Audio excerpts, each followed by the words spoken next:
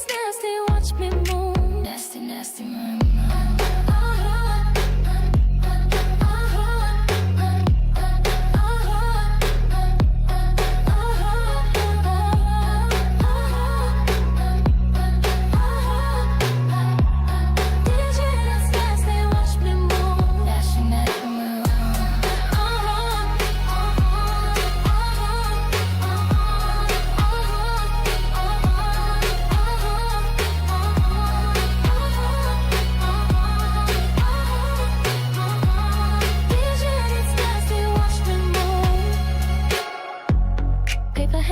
Crash and cry, crash, crash, bye, bye. Stack my coins, my wallet fly. High, high, high.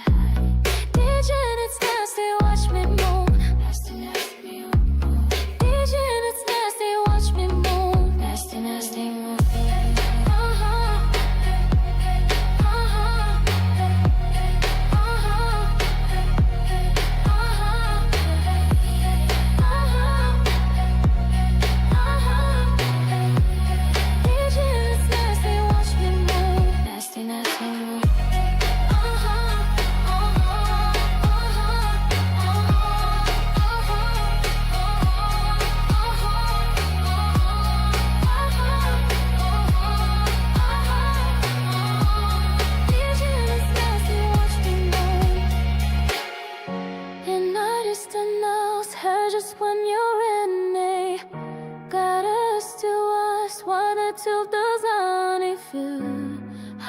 To fear waking up together, 'cause there's no light. Oh. Nasty, nasty.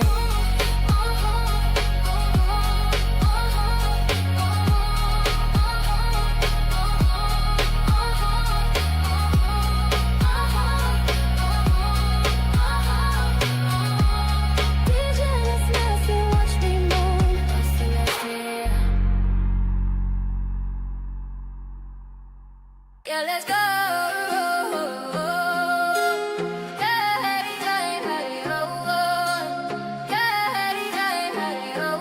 Stack it up.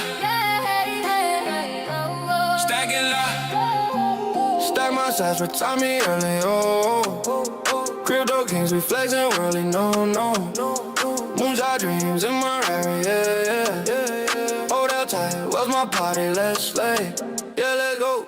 Shimmer, blockchain vibes, freedom to flow. Trap life glow. Watch us grow. Stack my side, retire me early. Oh, hold out tight, let's steal the show. Yeah, let's go. Crypto retirement time. Crypto retirement time. Started from nothing, wallet dry sand. Fiat grind crash, now rule the land. Charting like a boss, moonshots every dawn. Solar enough, it's a penthouse whose power turned on. Bitcoin lockdown, cold vault, no stress. If he hit stacking, feeling truly blessed. Blockchain's my runway, profits blasting high. Early exit calling, kiss the 9 to 5 goodbye. Stack my set, retire me early, oh. Crypto king, we flexing worldly, no. Moonshot dreams in my area, yeah. Hold up tight, well my party, let's slay. Yeah, let's go. Still shimmer, blockchain vibes, freedom to flow. Trap life glow. Watch us grow, stack my set, retire me early, oh. Hold up tight, let's steal the show. NFTs dropping heat, arch my golden crown. Minimax stacks turning tables around. Altcoins climb fast, riding that surge wave. Cardinal stakes pay, future mine to save. Future mine to save. This the clock, mine free from the grind. Smart deals catch me while I redesign. Demo coins to millions, Dawg slice the sky. Crypto's my jet fuel, chilling on the fly. Whoa, stack my stats, retire me early, oh. Crypto king, we flexing early, no. Moonshot dreams in my area, yeah. Hold out tight, well my party, let's slay. Yeah, let's go. Still shimmer, blockchain vibes, freedom to flow. Trap life glow, watch us grow. Stack my stats, retire me early, oh. Hold out tight, let's steal the show. Yeah, let's go. Bull runs my anthem, stacking that green. Decentralized life, living a dream scene. Coin avalanche. No boss, just key. Freedom my throne. Crypto trap kings, we on the zone. Stack my sets, return me early, oh. Crypto kings, we flexing early, no. Yeah, we slide, yeah, we slide, yeah, let's go. Stack it loud, yeah. Stack it loud, yeah. Stack it loud, yeah. Stack it loud, yeah. Stack it loud, yeah. Stack it loud, yeah.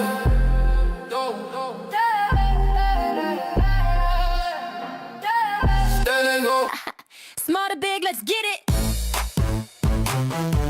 Check 1 2 1 2. I was flat as a board, in the mirror stare. Dreamed of curves that turn heads, make them stop and glare. Saved up stacks for the dock, went from tiny to EE. Now I'm flaunting these twins, feeling wild and free. Emotional rush, confidence on high. But fools judge hard, say it's all a lie. Psychological flip, I'm loving the glow. But danger lurks if they flop, oh no! We pump it up, from small to grand size. Bags of boobs, we all chase the prize. Swagger hits hard, but the haters don't quit. We pump it up, and we own that shit. Started with panties, small bags in the game. Frustrated as hell, market's driving me insane. Accumulate slow, turn crumbs into cake. Now my wallet's busting, make the doubters quake. Own that shit. Emotional high, pride swelling my chest. But folks call it foolish, say I'm obsessed. Psychological trap, I'm addicted to the win. But market's a beast, 50-50 spin. We pump it up, from small to grand size. Bags of boobs, we all chase the prize. Swagger hits hard, but the haters don't quit. We pump it up, and we own that shit. Show 'em off proud, but the stairs feel weird. Danger in the glow, what I always feared. Flaunt that wealth, but the crash could bite. 50-50 gamble. Ladies and gentlemen, prepare yourself for the techie. Emotional roller, psychological game. We chase the Here we go. increase, but it's never. Ladies and gentlemen, boys and girls, frogs and squirrels, welcome to Late Night Crypto with Road Dog. But first, to get this party started, I need a sip of some good-ass coffee.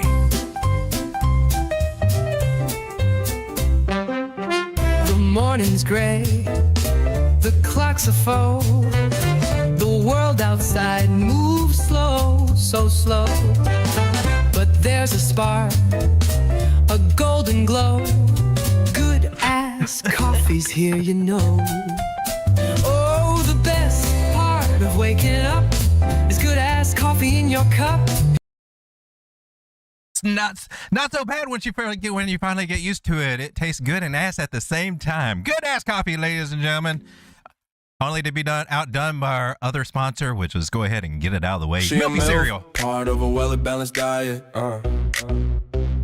Every morning, yeah, you know I gotta try it. Yeah. Pour it up, milky cereal in my bowl. My bowl. Mom's in life forever, that's good for my soul. For real. Hey. Ladies and gentlemen, boys and girls, frogs and squirrels, how are you doing tonight? Let's check and see who was here first tonight. Who was number one? We gotta know. Let's come over to the chat and say hello. Hello, chat. Joe, you're number one tonight. Look at that. Joe, you get the clap. Clap doesn't work.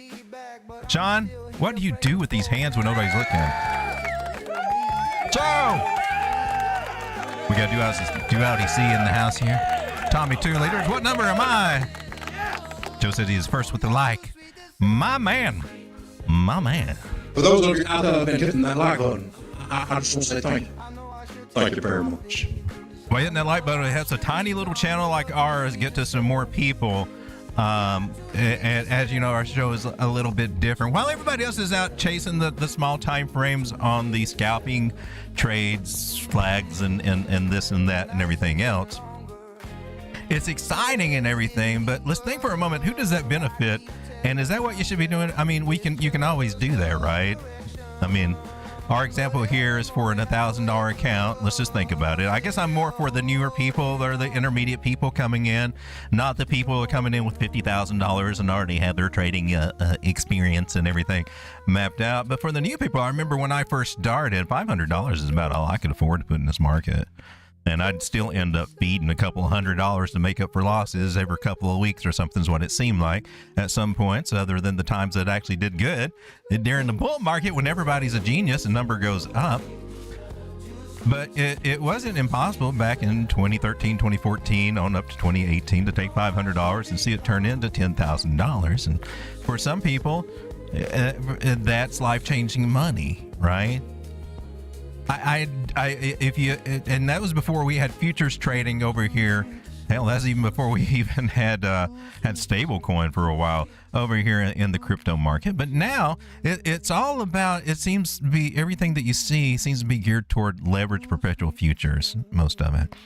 But what I'm going to tell you is that right now, the deep of the bear market where we are right now for that life-changing money, it is your spot plays that are really going to make those gains for you. So regardless of how much money that you have, I mean, for instance, the account that we got set up here for the channel, $1,000 account, I've got $900 allocated to spot and only 10% of that allocated over the futures. That's a 90 to 10 split rule. That's kind of sensible, common, read up on your trading literature that's pretty well approved of such system to do this thing, rather than going all in on. I wouldn't put my 1,000 fully over on futures and hope for the best. We're going to be like them on TV. Those on TV are not always showing you the truth of the matter. If they're making $1,000 a day, well, then over 30 days, shouldn't they be able to show you where their account's up $30,000 over that month?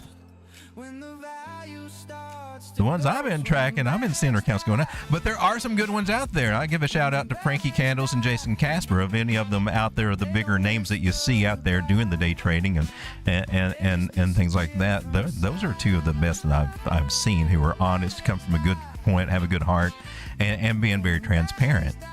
And they're not out there, trying to get you I called. They're not out there with their ego. As a matter of fact, Jason's actually, he's very comedic. He's very funny. I like him.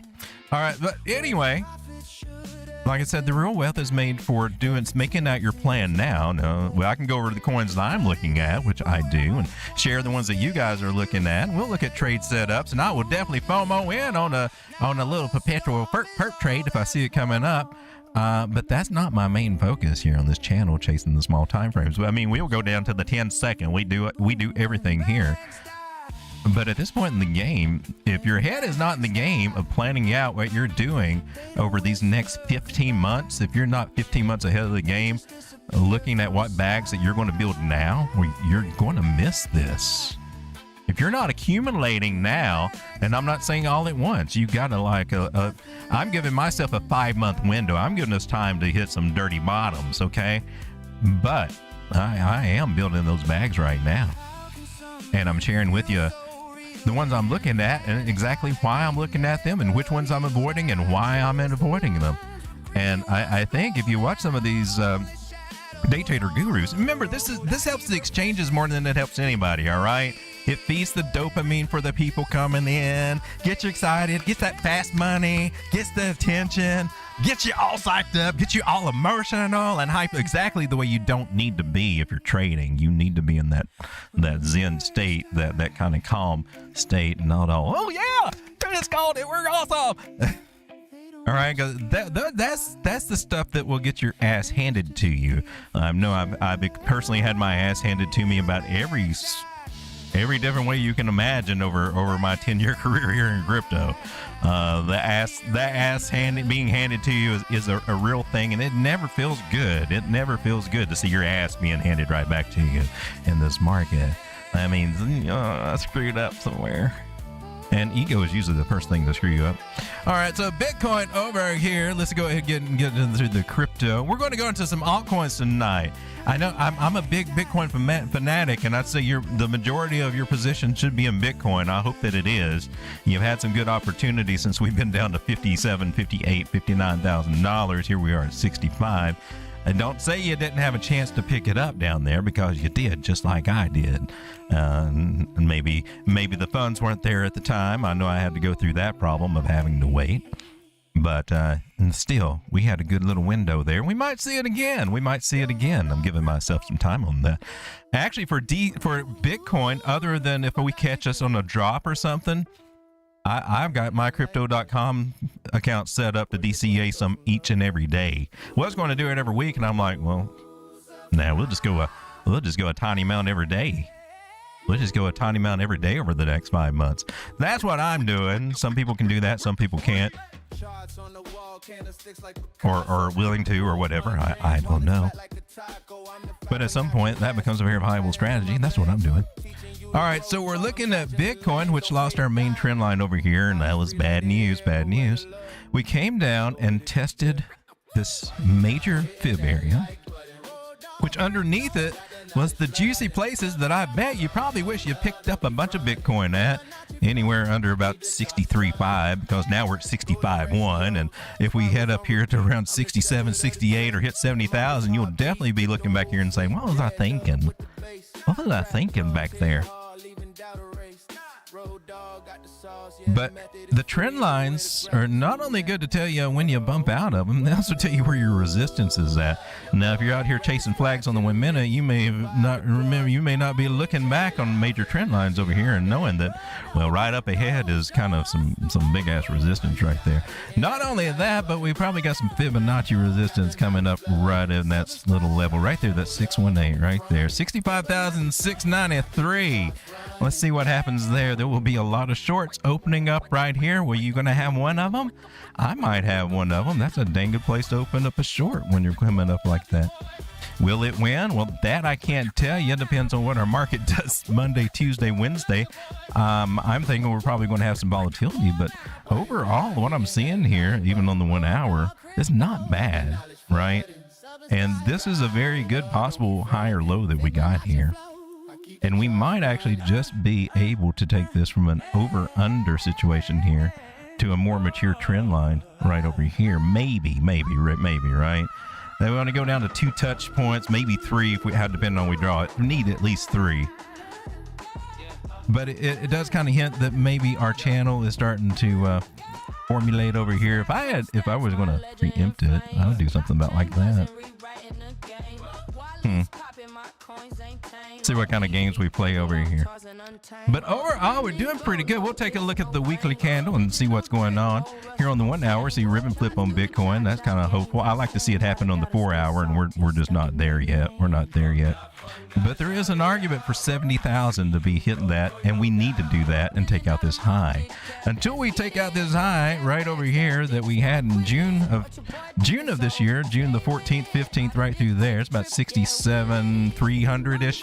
Until we get past there and actually hold it, we're in danger of coming all the way back down here to where we were before. Maybe a little higher, maybe a lot lower. All right, so we're not out of the woods yet. Some people, if they're zooming out, might be looking at this as a rising wedge, and those that do have a high tendency, about a 60% chance to break to the downside. They can be bearish. Now, if they break to the upside, which at this point in the market, they can, okay? They can. They totally can. And you can get the short squeeze, and we can see some nice volatility come and drive us to the upside. That's the bullish situation that we'd be looking at. And maybe we're trying to get it. Maybe we are. But here on the 4 hour, 200 moving average is still down about 63,000. And at any time, we can decide to go back down there and retest that little sucker. And it just seems like a lot of chop going over here on Bitcoin. Let's zoom out to the weekly and see how that's turned out. We just had a new candle printed on the weekly. This is our 4th consecutive candle above the 200 weekly moving average. Some people are getting more and more confident that the bottom is in. We definitely hit a good area. I put out a video and went over it on this channel several times before. If a chart ever pulls up that I got that list on, we'll go over it again. But 9 reasons why that 58K area could be, if nothing else, a local bottom, but it could be our overall bottom. So I don't know. I'm not a fortune teller. I'm just an analyst. But this, so I can't, there's no guarantees and no refunds, as Strega says. But this is the first weekly candle that we're above the 9 and so far holding it. We opened up above the 9 moving average. Now, if you follow me and my moving average strategies, you know, if you're riding above the 9, everything's just fine. We just need to make sure that the 9 doesn't cross negatively over this one. So we need to see some strong movement over here and get this little guy to turn its little happy ass around. Looks like the 21 is going sideways. That's a good sign. That's a damn good sign. If it was still on a downtrend too, I would be expecting momentum to push us back down. That one's actually giving us a little hope that it's just sitting up there waiting for us to come talk to it at 69,600 at the moment. I'm liking that. Our indicators though, let's see what they're saying over here. MACD, are you golden on the weekly? No way. Man, this was scary when it was flipping bearish over here. Scary AF, because usually when she flips bearish on the weekly, that's in for some hurtings over here. But now we've already flipped back up to the green. We flipped. This is a big deal. This is bullish AF. She's late to the party, but she brings all the good liquor. If you want the Hennessy, she's got it. And the bullish divergence over here, exactly on a 618 fib. If you measure price from zero where Bitcoin theoretically first started to our 126 top we got there, well, just divide it in half, and that's exactly where we came down to. We came down 50% from the top. That's also a sign of a maturing asset. That's a strong sign of a maturing asset, and it is time for Bitcoin to mature as an asset. And if you haven't been paying attention, if you've been living under a rock, more and more people are talking about Bitcoin. Institutions are talking about it all the damn time. Countries, treasuries are talking about it all the time. New term called digital asset treasury are these new things available on Wall Street to be traded and invested in. Haven Peck, who joins us here in the chat, is a big follower of those little guys over there. It's becoming more and more common. Hell, I believe even Shiba Inu has an ETF now. If what I'm hearing is correct. So, crypto Clarity Act coming on its way. If we don't do it, some other country will, and it's got to be better than nothing at all, right? So, one way or the other, crypto is going to take over the world. It and AI together make a power couple that will really change our future as we can imagine it. All right, so ultimately, Bitcoin looking promising. Still got some warning signs, but overall, here on the daily, I like this. That cloud setup is perfect. That's perfect for me. Little sliver of green. That's exactly what I want to see on a Ichimoku cloud with price action. This right here. Getting sucked into the red, and spit out above it, and then riding above the green. That could be what we need, but nothing is confirmed until we break above this, and not just break above it. We need to hold above 60,300.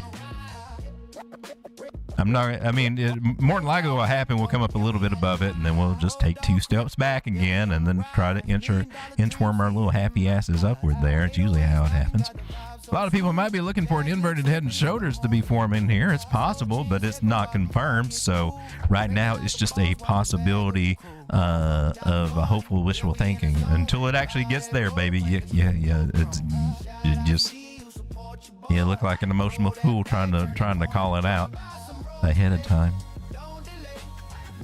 setting yourself up to have another wrong call there. All right, so, but it looks kind of nice over here. Let me come back to the chat because I don't think we were through clapping over here. So Tommy says I'm 3. Duality C is also first. Duality C. Oh, that's all right. We did not give you the clappiness that you probably deserve right there. Sean, what are you doing with these hands? They don't work. For real. I mean, they should be working, John.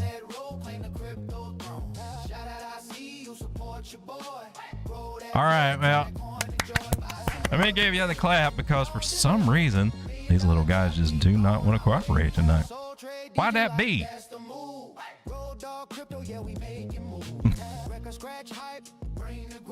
Are you not on here? Did somebody erase my clappy hands? Do I have to go get some more clappy hands? Hold on a minute. I think I got to go get some more clappy hands. Jeez.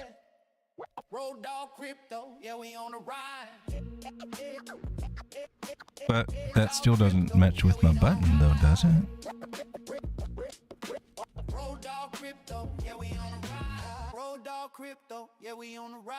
Well, that's disappointing. I'm trying to give everybody the clap tonight, and now my clapping hands, they no be worky.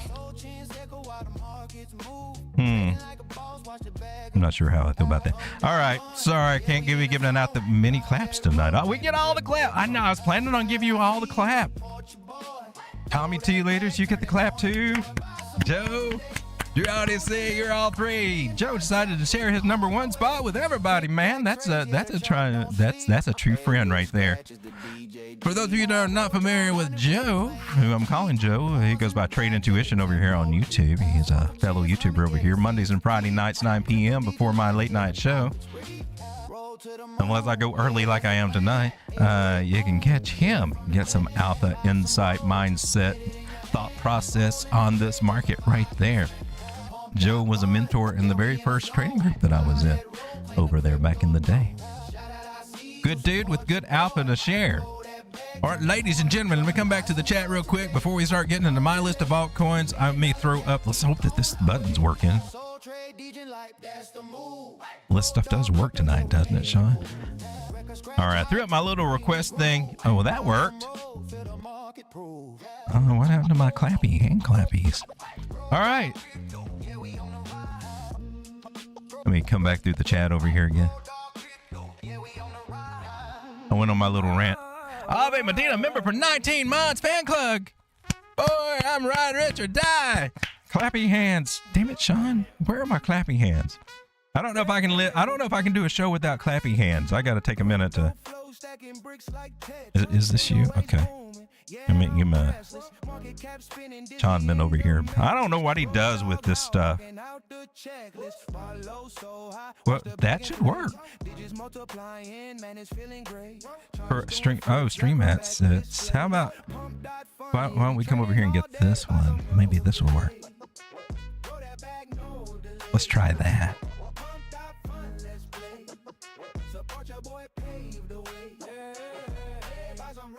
I'll be damned.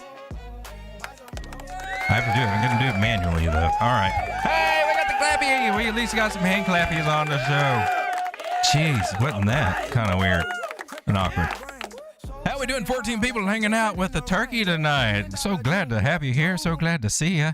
Unfortunately, we do have to do a little bit of commercials right now because that's our sponsors.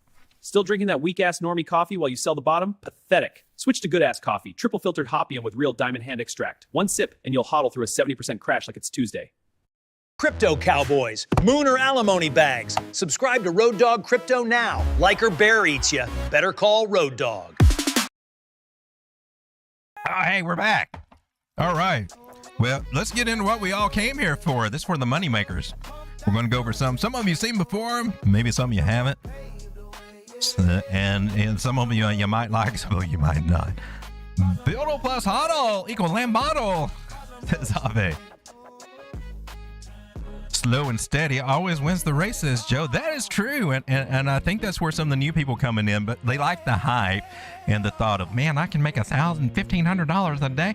Well, maybe if you're following that guy that's putting a $10,000 trade out, trading, at 30x leverage for one whole Bitcoin or something crazy, and Bitcoin goes up 1,000, yeah, maybe.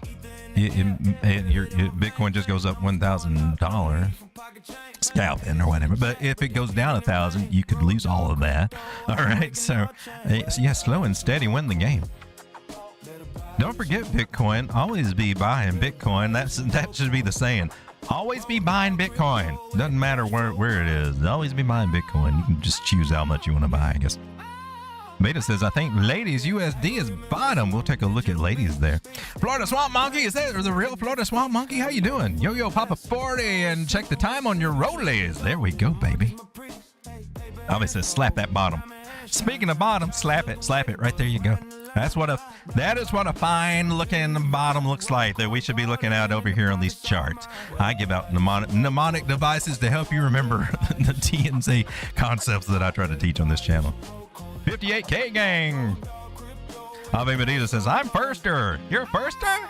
Congrats. Why is that still not working, Sean? Aave's first. Congratulations. But I think one possibility is I can reach 8 million this pump. Dang, are we talking about dollars? 8 million Shiba? We on ladies. We will take a look at ladies. Made us a sweet ass coffee.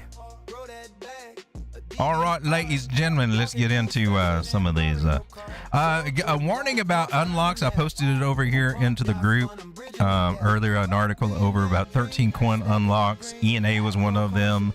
Beat Audius is one of them. Just go check that out. Anything you might be in, just know that any kind of pump you got going on right now is probably so that they have more liquidity to sell into, and when they unlock it, that price will probably come down a little bit, especially if it's got billions of tokens for a total supply. It probably will. All right, I'm going to take a look at Casper because I'm starting to turn into a Casper maxi again, I believe. Look, we went up today. Not by very much, fractions of a penny really, but at this point in the game, that turns into like 3%, and 3% on Bitcoin would make it hard to walk in front of the school teacher and the chalkboard. It would just get you all excited and everything. Again, I just like to keep on stressing this point that I personally have Casper in this harmonic reversal pattern doing a type 2 return. For me, that's a high probability trade that this is a good damn place to get in and build a bag. So I did. So I've got a decent little bag of Casper. Not huge, not massive. About 100,000 of them, and that's a good starting point for me on this one. I think it's bigger than what I had last time almost. And I may just, over the next 4 months, I may have a go to double that little guy if she doesn't get too far away. It'll be harder for me to do it if it comes up here to our target area, 60% up, at about 4 to 5 cents. That would be a lot harder for me to do, to add another 100,000 there. And if it does that, I probably won't be able to do it. But if we're down here around 2.5 to 3 cents, that makes it a lot. I get half price on Casper, baby. It makes it a lot easier for me to do that $200,000 bag. A lot harder, a lot easier. A lot harder, a lot easier. Almost impossible. When we get up to 10 cents, I'm like, hell no, I ain't spending that much money in Casper. Right down here is the best place to buy. What the hell? So Casper, I like it. It's looking good. Also taking a look at Aave. Aave is not in one of them. Well, it is in a nice big bottom pattern when you zoom out. We're in some good prices. Imagine this. It was down at $60 and nobody loved it. I liked it, but I didn't have very much cash over into this side of the market at dry powder at that time. Now that we've got that situation taken care of, I'm ready to party. $83 is a good spot. Anywhere as close as we can get to $80, I'm definitely going to be adding to my bags. The further we get from 100 to the upside, the less that I'm interested in adding to my bags, or as much as I want to. Even where we're at $100 right now. So if I nibble, I'm nibbling less. All right, but I still may nibble every once in a while. But I'm trying to get a nicer bag of this one going over here. Now, this time around, last time around, I went kind of heavy in the spot margin. I mean, I kind of went probably a little bit too heavy over there. Like, I had all these Moonbags sitting around, like, well, why don't we put it over here on spot margin and think we can just keep growing them? And that worked really great for the while when the market was in markup, but when it kind of went sideways and then started, doing all the chop stuff, and maybe coming down a little bit with some scary drops. Some of them things went bye-bye. Back in, what was it, after April of 2024 when we kind of topped out in altcoins, and then we had the big scare out, and then, geez, tariff, the Taco Tuesday tariff, whatever, April 7th, remember that? Yeah, tariff, and we tariffed the whole world. Yeah, that was a bad day. And then the Binance escapade over there, whatever, that they still are not taking responsibility for. in October of last year when it flushed out. Those were the things that drove a lot of people out of crypto, and I can understand why, because I felt like crying on all three of those occasions right there. I did not enjoy that a bit, watching my hard-earned method just disappear, go poof, it's gone. And some of them I had so many positions I didn't even know some of them were gone until like 2 months later. I was like, hey, didn't I have a bat? Oh man. So I got stories to tell about being in too many positions and being but every cycle gives a lesson. No matter how evolved you are, consider yourself as one of these crypto traders or OGs or something. Every damn cycle gives you a new freaking lesson in crypto, and it just makes you a better trader and a better investor thereon. So I do still have, honestly, I still got that CoinX spot margin trade, the whole account open. Some of those trades have been open, believe it or not, for about going on 4 years now. I've got some that are still open for 4 years. Crazy as it is, the way that I play that's different than the way. But I'm focusing on spot. In hindsight, I learned two very important things this last market and tested them and went into it to figure out the truth about it. And the first truth is Bitcoin outperformed all your damn altcoins. So if you didn't have a good sized bag of Bitcoin and missed out on it when it was on the low lows last time, you kind of kicked yourself for it, especially when your altcoins went to crap, right? Bitcoin was the big winner. That's the big takeaway. We did a paper trading account, mostly in Bitcoin. That thing's still up like $2-3 million. I want to start a new one.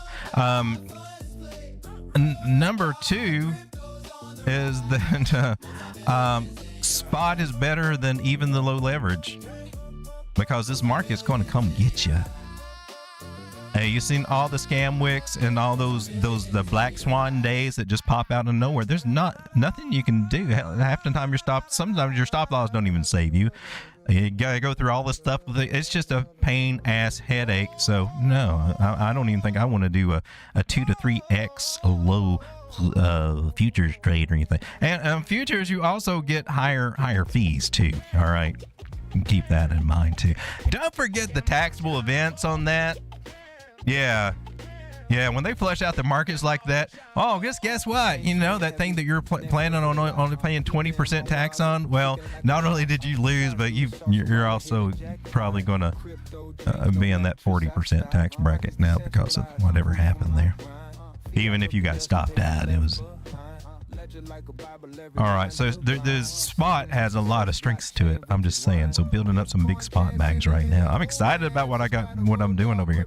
All right, so Aave over here, if we're looking at this pattern-wise, opening, broadening wedge pattern, 72% chance that these little guys can break to the upside. Thomas Bukowski statistics over here, proven, tested, not drawn out of my ass or his ass, either one. He can back it up with the math behind it there, right behind Jenny's left breastises.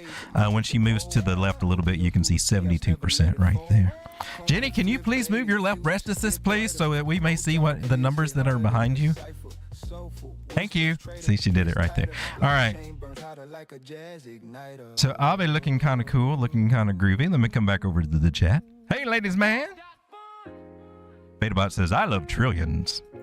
That's the Nova. How you doing, everybody? How's it going, Road Dog? Maybe too hot for Jenny if she took the near setup. Near is let's take a look at near. Now I was going to play near as one of my. I was looking at that, and I did build a bag of it, but I've lightened up on it because it still has some float out there. Float meaning there's still some tokens to be unleashed and everything on the market, but overall it's in a really good area to be slowly accumulating on near. Now it did go up to about a couple of weeks ago. We hit up $3 or whatever, but it's been hanging around $2 lately. Now we're below 2. Looks to me like we'll be coming back down to about this 200 moving average, 50% retracement for the fib and also trend line area. All three of those kind of combined right here. Somewhere around 160 would be that's a decent place to get in a near build a bag. So if you're looking at building or adding to it, that's a good number to be looking at. And maybe over this next week or so, we might find ourselves back down there testing that area. Moving averages are kind of suggesting that that could be what's happening over here. See some bearish crosses going on. But I see a big thickening cloud that we can bounce back up through once we just come back and reassert ourselves. Now, there is an M pattern going on right there. Let me see if it helps us out. Do you give us anything harmonically over here? 382. Yeah, you could. That's an 886 if we do that, though. Or could be. That's lower than my trend line. According to the harmonic setup that we might be in, those are the words that I'm putting, possible and might, nothing like we're definitely going to do this. It suggests, and it's out of character for what I've got on here, moving average and trend line wise, but about 144. Could be a wick that goes down there, could be, but those harmonic patterns do have a lot of strength to them. So that little guy there would be on the radar for Nia. Here's one that I find interesting, and I got into the wrong coin thinking it was this one. I got into one called Banker, which is really just a basically a meme coin, I believe. But there's one called Lorenzo Protocol, and it goes by Bank. That's the ticker on it. We looked at it, and I think that's the one that's been getting some love lately, right? Yeah, I picked the wrong one. Wrong ticker. Should have made me richer, but only made me sicker. But it's having a good time. This one looks like something to put on your radar. She's testing. Woo, boy, you really testing the tops right there. I would be very impressed if it keeps going from here. And the rule is, if they break this area and keep going, let them ride, baby. Let them ride. We're starting to put hopium into the areas of 56 cents if it does that. But it is an area where it should be. You should be thinking about dropping and losing it. See if we lose that 36 cents area. If we do, then chances are we'll come back down for a little bit of a steeper correction there. Maybe even coming back to 18.5 cents or even foretelling with the trend lines over here. Or maybe back to around the 30 cent area right there. Let's see what it gives us over here for Bank. Add this one to our watch list over here. Now we got it. Yeah. This is Crow. I don't know if you guys are familiar with that, but Crypto.com, which I use quite a bit at this point in time in the market. It's fairly easy to get stuff over there, and now they got tokenized stocks over there. So easy.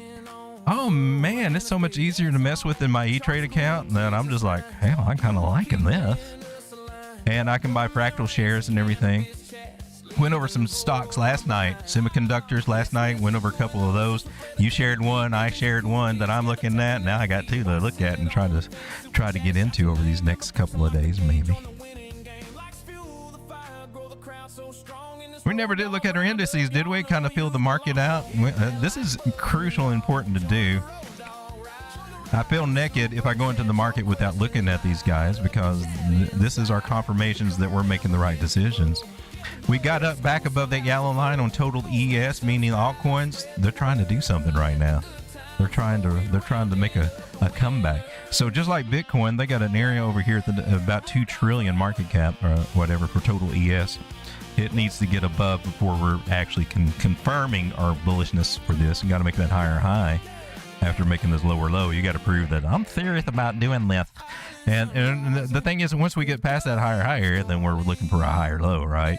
Which will probably be coming back down to here, but still, it means that it should be trying to go up right now, and I can't be upset about that. But what I can do is redraw a trend line idea over here. A little tricky because of the angles, and some people say, well, it's probably over here. Yeah, you can do that. It's a secondary trend line. We do have that, but they're not near as strong as the ones you get from over here. But I'll draw them both right there. So you can say we're in a oh snap. We're in a channel formation right here, right? Just taking that idea alone means that we could get up to that 2 trillion. I just hope it doesn't do it equally and then get rejected, because that could be a double top scenario, or where where we can't get past there, and then we come down lower to the juicy box, which may be cool. It may be part of our 4-month plan here going into October and November. That could happen. We'll just play it as we go, baby. But anytime that there's a possibility of the Moonbag, that means double up my positions now for the coins that I've gotten in through here, meaning they 2x. I pull out my collateral, then I'm cool. You can jump and go up or whatever you want to do. I got no more risk in that. And if you do come back down here, well, I still got my collateral. I can just wash, rinse, repeat, and grow me another Moonbag of said token or coin. That's the strategy. That's the strategy that I'm teaching at this point in the market. That's the one that I'm emphasizing and throwing out there. It's either, do that or come over here and chase these 1-minute flags to the upside or something. Everything's a flag. Put everything into a flag to the upside. If that's not a bullish bias, man, I mean, I don't know. But my big concern, and it's a growing concern for other people too, except for the people trying to long the flag to the upside over here on this one. We've been losing ground over here on the S&P 500. That's mostly tech stocks, right? So that basket of 500 tech stocks are in danger of taking a little bit of a dive here, or a little bit of a correction. And they need to, because this was a very strong pivot point. I'm shocked that it hasn't dropped further so earlier, to be honest with you, especially the way the world's been. So we will just have to see. And I've taken a majority of profits on a lot of my tech stocks, Tesla, and all those kind of things. And just kind of sitting on the side. Well, I was sitting on the sidelines, but then I started putting them into some defense stocks. So, yeah, because we need to replenish our supplies, and probably will for a while, and that's where some good old government money is going to go into and plug those little suckers up. Yeah, probably should have done that in February, but I didn't. I'm too busy hoping for Bitcoin and altcoins, I believe.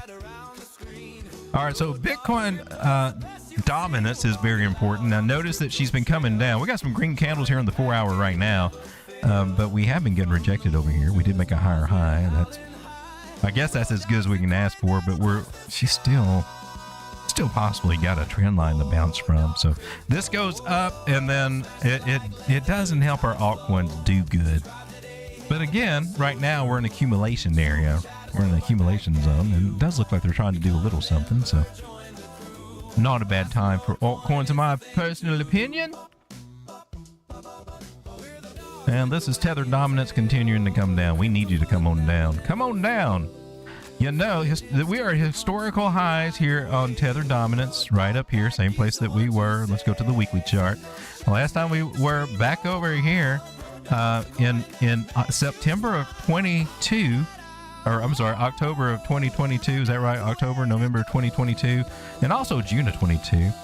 And those were historically some of the best places to get in altcoins. We're right there. We're right there.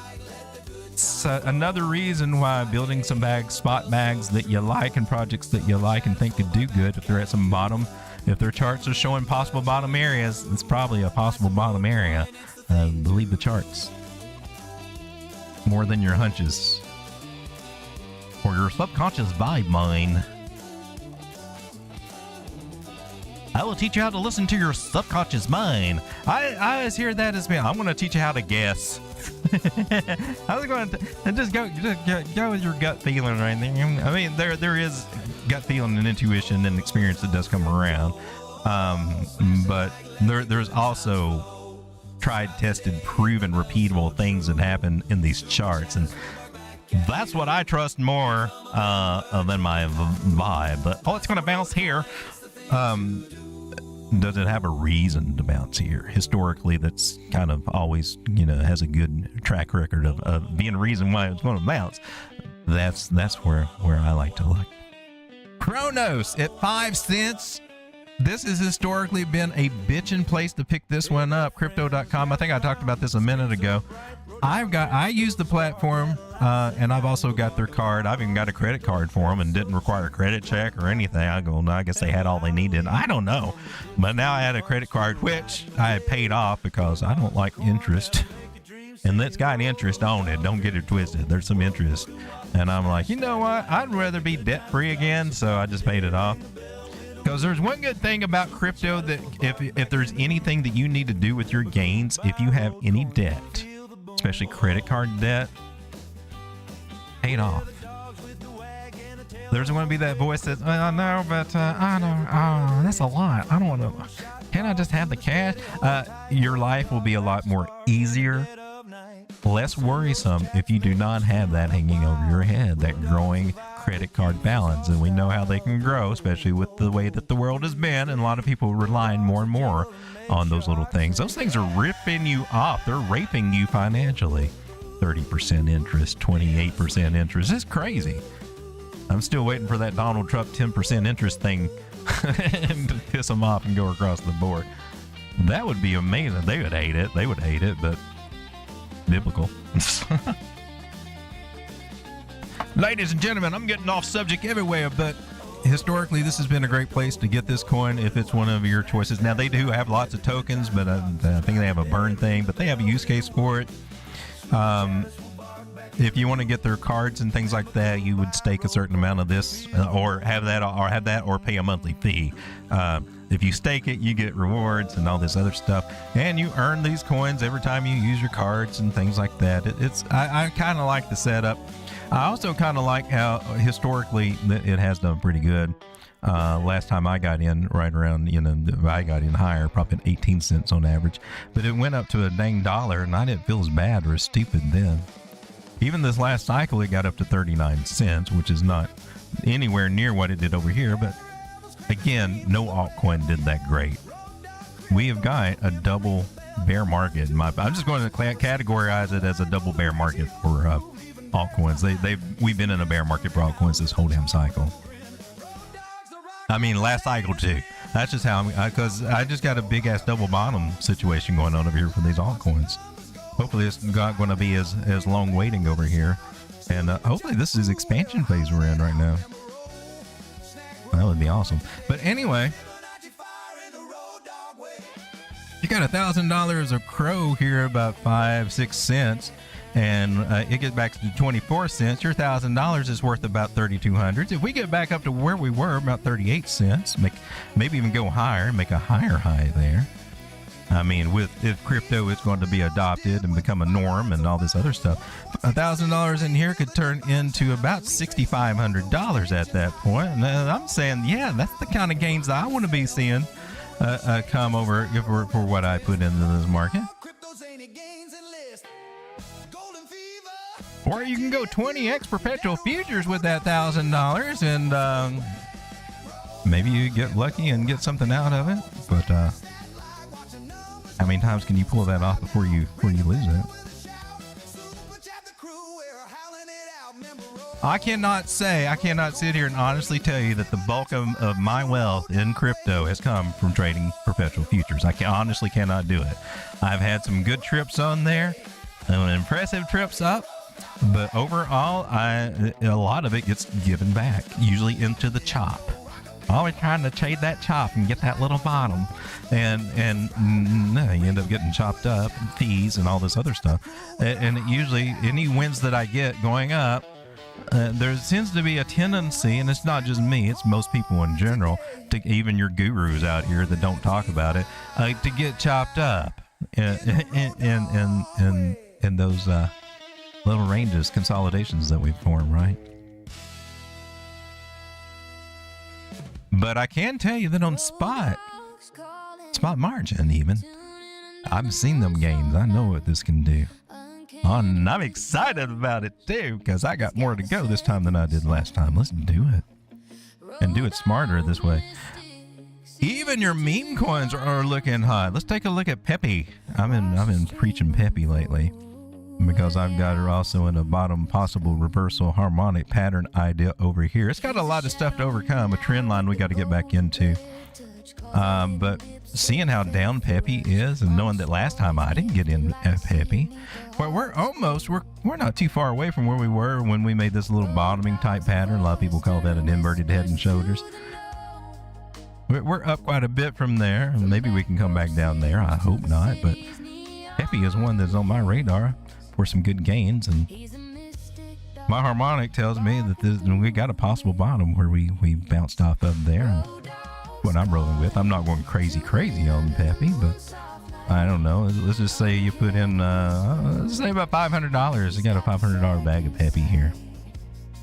At point, how many zeros? 0, 0, 0, 0, 0, 5 zeros. 297. We lose 1 0. We 10x that little sucker. But we get back up to where Pepe historically kind of hung out for a little while. I don't know. 4 zeros and 1247. That's 300% gains. That doesn't sound quite as impressive as I would hope. But this was when Pepe, everybody was chasing Pepe over here. Let's see what would happen if we got back over there. $500. Let's see. To get back to our targets on the harmonic, we're looking at 400%, almost 500% gains. So basically taking $500 and 4 to 5x in it. So that's 16 to 2,000 out of $500. That's doable. That's reasonable. If anything that you're getting from this, it'll help put it in perspective about what you can expect for what you put in.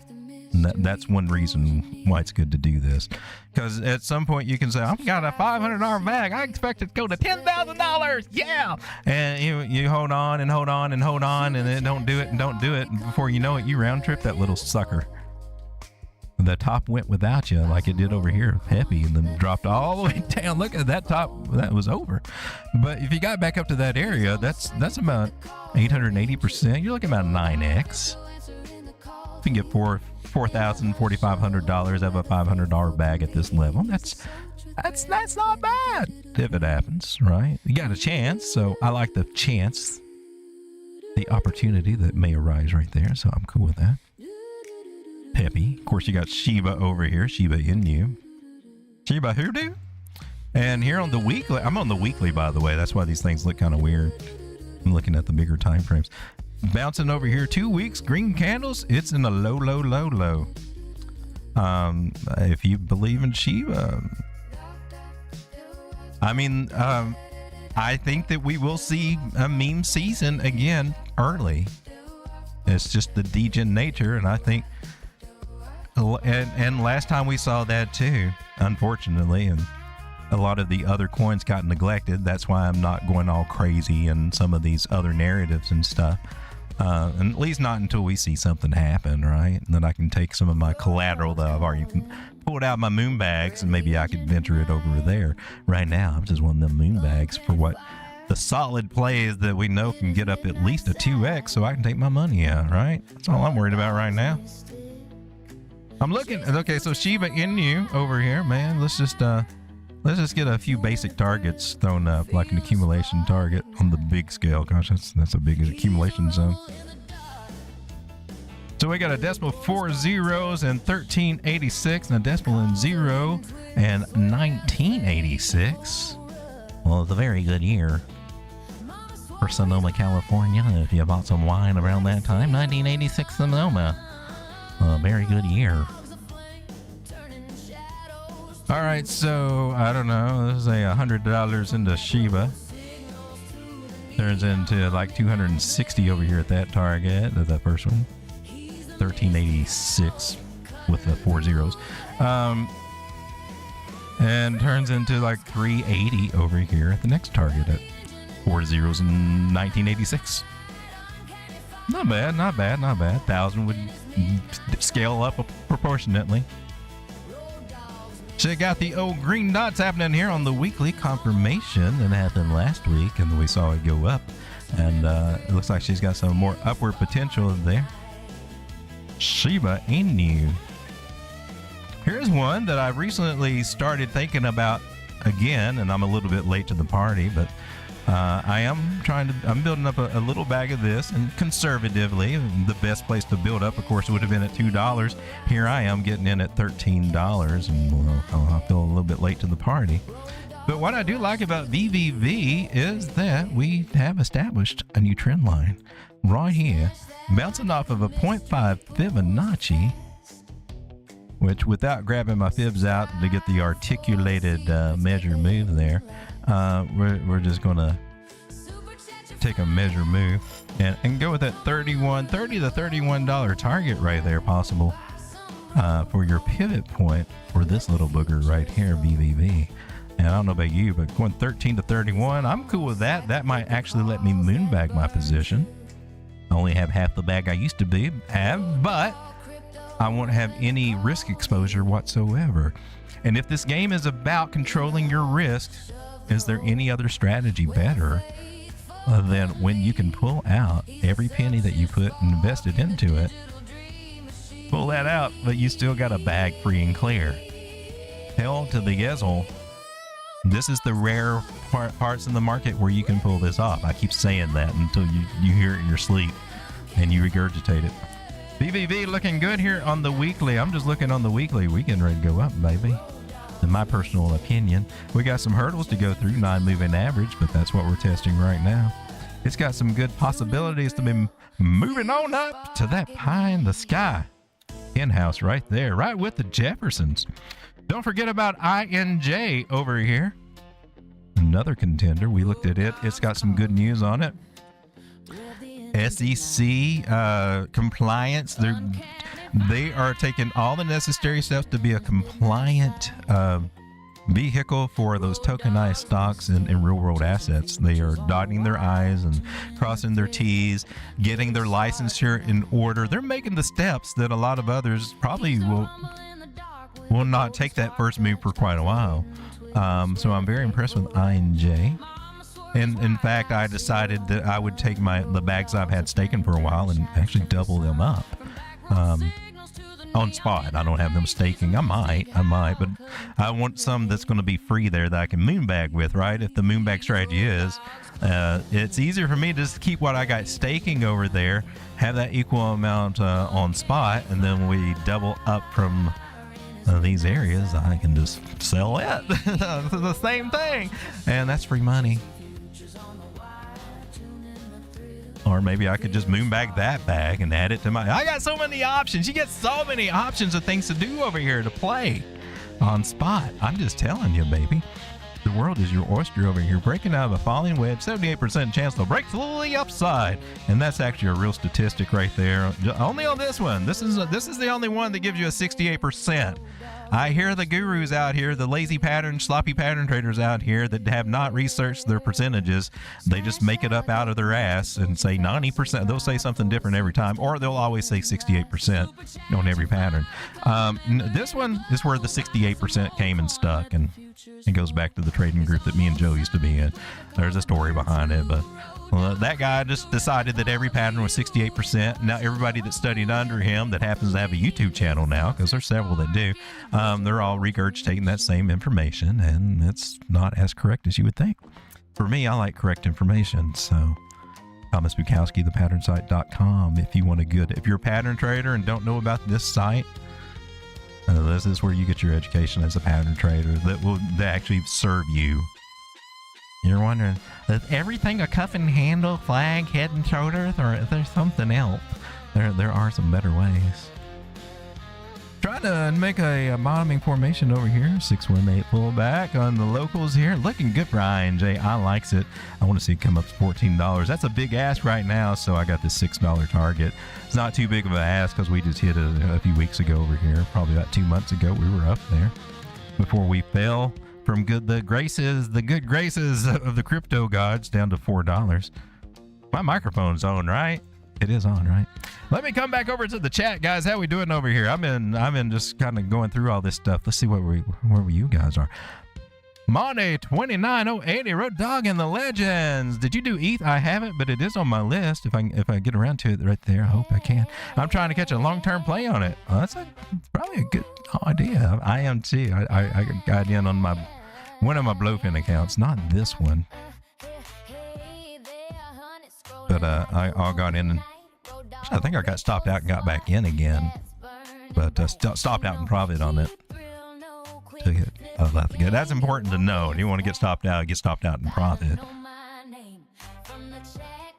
Not that I always do. I mean, but when you can. Monty says, I hope you're doing well, good sir. I mean, turkey, sir. I am blessed. I am blessed every day that I am alive. I'm very grateful for every day that air gets to fill my lungs, and that was a life-changing experience to get to that point. I'm very, very blessed. Very blessed. Thank you very much. And I hope that each and every one of you are, and you can be if you get a little cowbell and a whole lot of Jesus. That's all you need. The cowbell's optional. You just really need Jesus.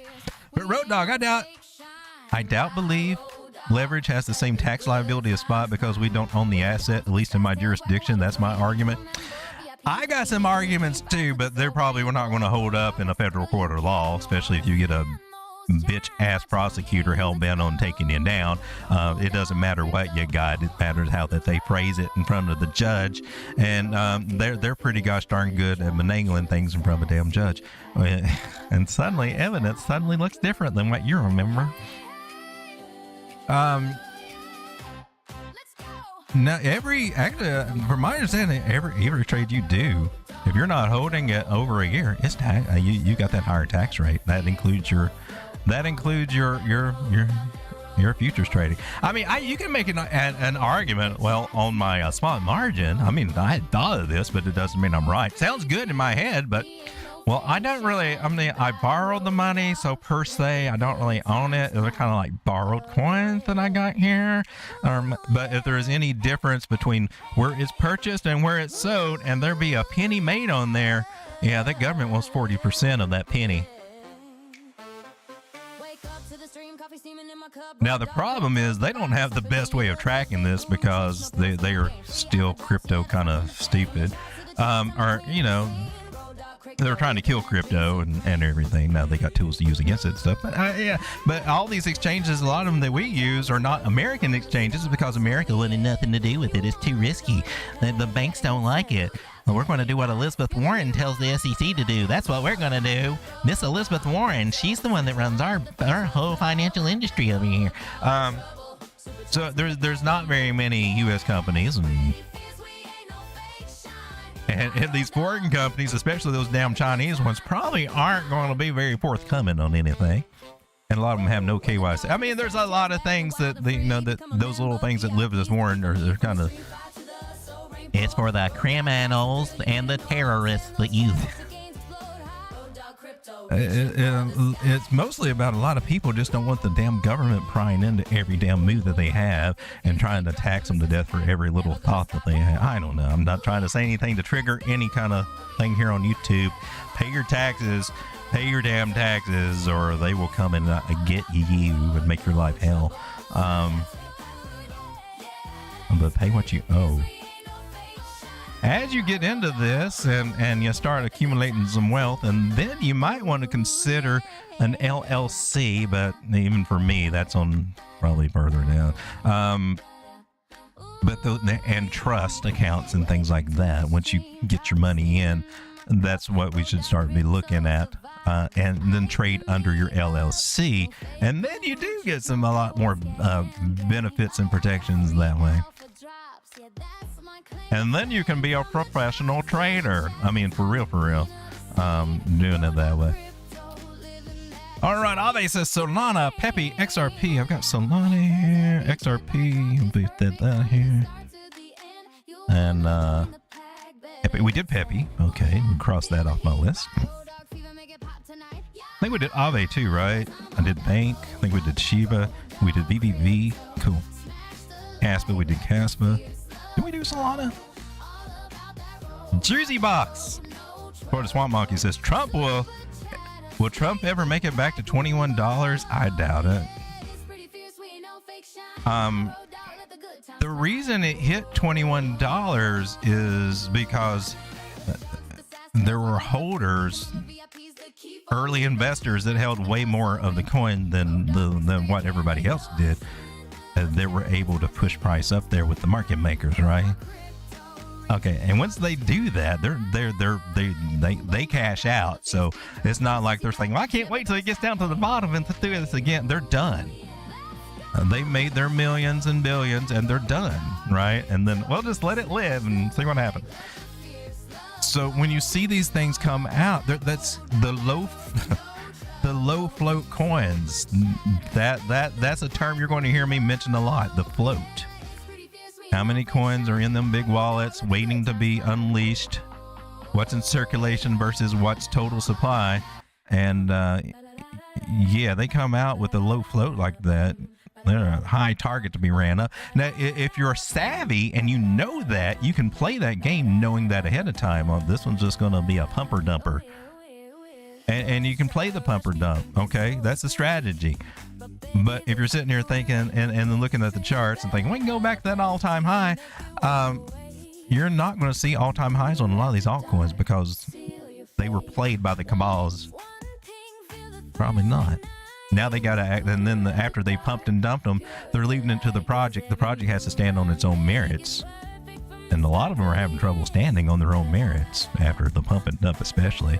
Because not only did they have to prove their worth as having a valuable thing to offer into the space, but they've also got to get past all the negativity associated with them, all that emotional negative attachment from the general retail that believed in them when they were being pumped up. And now they're like, I'm not touching that again. Oh, I'm not going to invest in Rave again. Are you serious? River? Hell no. You hear how people are talking about those coins now? They might actually have a really legit use case system, but the cabal and the market makers, all that, ruined it for them. That was one of the biggest complaints that ICP had about FTX and Alameda Research. So, we trusted them to help us out, and they just ran us, and then they dumped, and then just made it horrible for us. Now we had a bad rep, and people think we're a scam and everything. And they can ruin a damn project. They don't care. They just want their money. I'm sorry, I feel like I'm preaching tonight or something. I'm pretty good in the chop, but horrible once I exit my first set of longs. As we go higher, I get worse, and then we mini blow off top and blow off account. There's another. Thank you so much for sharing. It's important to share this information. Everybody knows what it's like, because if you look at YouTube, you think, oh man, everybody's, I just do what they're doing. They can make $1,000 a day. They're making they say they're making $1,000. Look, that trade worked. Yeah. I don't know. They said they called it. They must be really good at this. They're calling it every day, they say. They don't. Wow. Yeah, they're really. I'm gonna do what they do. Digital X Native says we live nice. We live nice and early. I like it. Just got home from dinner date and we are up. Thank you, ETH. Oh, Ethereum? Yeah, Ethereum. That's on my list. Let me put a dot by it. Crispy One says Morpho involved a lot of stuff. Might have a look. Morpho looks. Morpho? We looked at it last night. Was it Morpho? Am I thinking of Morpho or am I thinking about I think I'm thinking about Monad. Might take a look at Monad. I keep getting some hopeful reports about Monad, but if I'm thinking correctly, it's got too many tokens. I think the float's a little bit more. Door dashing for Toad, says Florida Slot Monkey. There we go. Why do you not work, button? I mean, for real. This is getting old, dude. Yay! Turkey dash. Betabot, can you please analyze total 3 in the weekly, monthly charts? We can do that. Don't we look at I usually look at it at the 4 hour. Digital X knows, I hope to become a professional trader someday. My goal is 25,000 in profitable investments, and I open a family vault. There we go. There's a plan. Generational money to hand down to my kids and their kids is what I'm hoping for. I mean, it's my duty to that's how I feel, to make sure that my family's taken care of. That's my main goal to try to do. Fulfill my duties as a man and a father and a husband and all that good stuff, and then keep dreaming about a lamp. Let's take a look at, did you say total 3? I think she said total 3. I got the old total 3 chart over here. This is it on the weekly. 618 pullback, just like Bitcoin. 200 moving average above it. Weeklies looks good. The only thing bearish is this 50 moving average crossing that 100. That kind of sucks. Thickening cloud, that's positive. That's a good look right there. Trend line right down here to catch us if we do lose it. If we want to come down to 593 billion, something like that. But let's hope that doesn't happen. We're not yet above the 9 moving average, so we don't have any confirmations yet that we're trying to officially move to the upside, but we're starting to see some nice signs over here.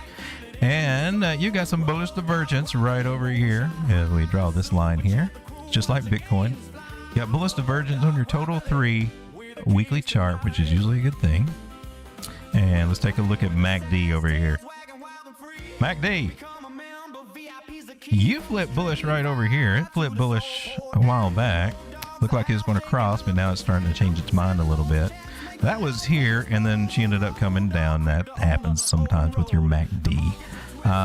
But now we got, should have some divergence on the MACD now too, right? Yeah, we do. So we got some divergence on our indicators. That's looking cool. Here on Market Cipher, you had the green dot a week ago. Now it's confirmed. You got the snake eyes. That's a good little sign there for divergence playing out too. But you're still struggling a little bit over here. Still struggling a little bit. RSI is not ready to take off. Money flow is not ready to go up just quite yet. Early stages of a reversals is what I think that we got going on for altcoins right now. With some rooms to go up and down, right? It's not ready to pop off to the heaven just yet. We're still in an accumulation zone right here, in my personal opinion. On the monthly, what do we got over here? I mean, probably should have started here, but I didn't. Monthly, MACD is still not happy yet. Not giving us a lighter histogram. Let's hope that we can change that over the next month or two. August may not be the month to do that. August is typically not the greatest month. We're still in July though, so that was the July candle. RSI is still pointed downward. That's a little concerning right here. Do we have any levels that you might be able to hold? 886. If you pull back up, you're trying to lose it right now. You're gonna lose it. We're looking at 30, which is the 272, and that might be a drop out of altcoins, meaning some of the bags that we're accumulating now may see some drawdown. Okay, I'm going into that anticipating that aspect. That's why I'm not going all in, and still leaving a majority of the dry powder sitting there over the next 4 months. I'm doing my best to measure that out. Last cycle, I spent it too early. I didn't stretch it out. I kind of went too hard, too quick a little bit. And there was a little period I was like, oh man, I wish I had some dry powder now. Oh man, it still came out all right, and still those numbers still went up and skyrocketed, and I was all happy and like, yeah, I'm a genius. But just taking it slow this time, a lot more slower. This is, and again, this last 5 months that we got, 5 or 6 months possibly in this bear market, it's more forgiving over the next year and a half than any other point in the market. I mean, the mistakes that you get into and you get in a drawdown on spot. Now, I'm not talking about leverage. You could lose your ass on leverage at any time. But on spot, you might get into a bag and it goes in drawdown, right? And you might be in drawdown for a month or so, right? It's not going to be as deep as what we've seen before, and the recovery is sooner. And if you keep adding to your bags through here and building up that bag, you're lowering your entry price, and then you go back into profit earlier, and then you're like, oh damn, that was awesome. It's much more forgiving here, and this is the only time about every 4 years that I can actually say that this is a forgiving time in the market for altcoins.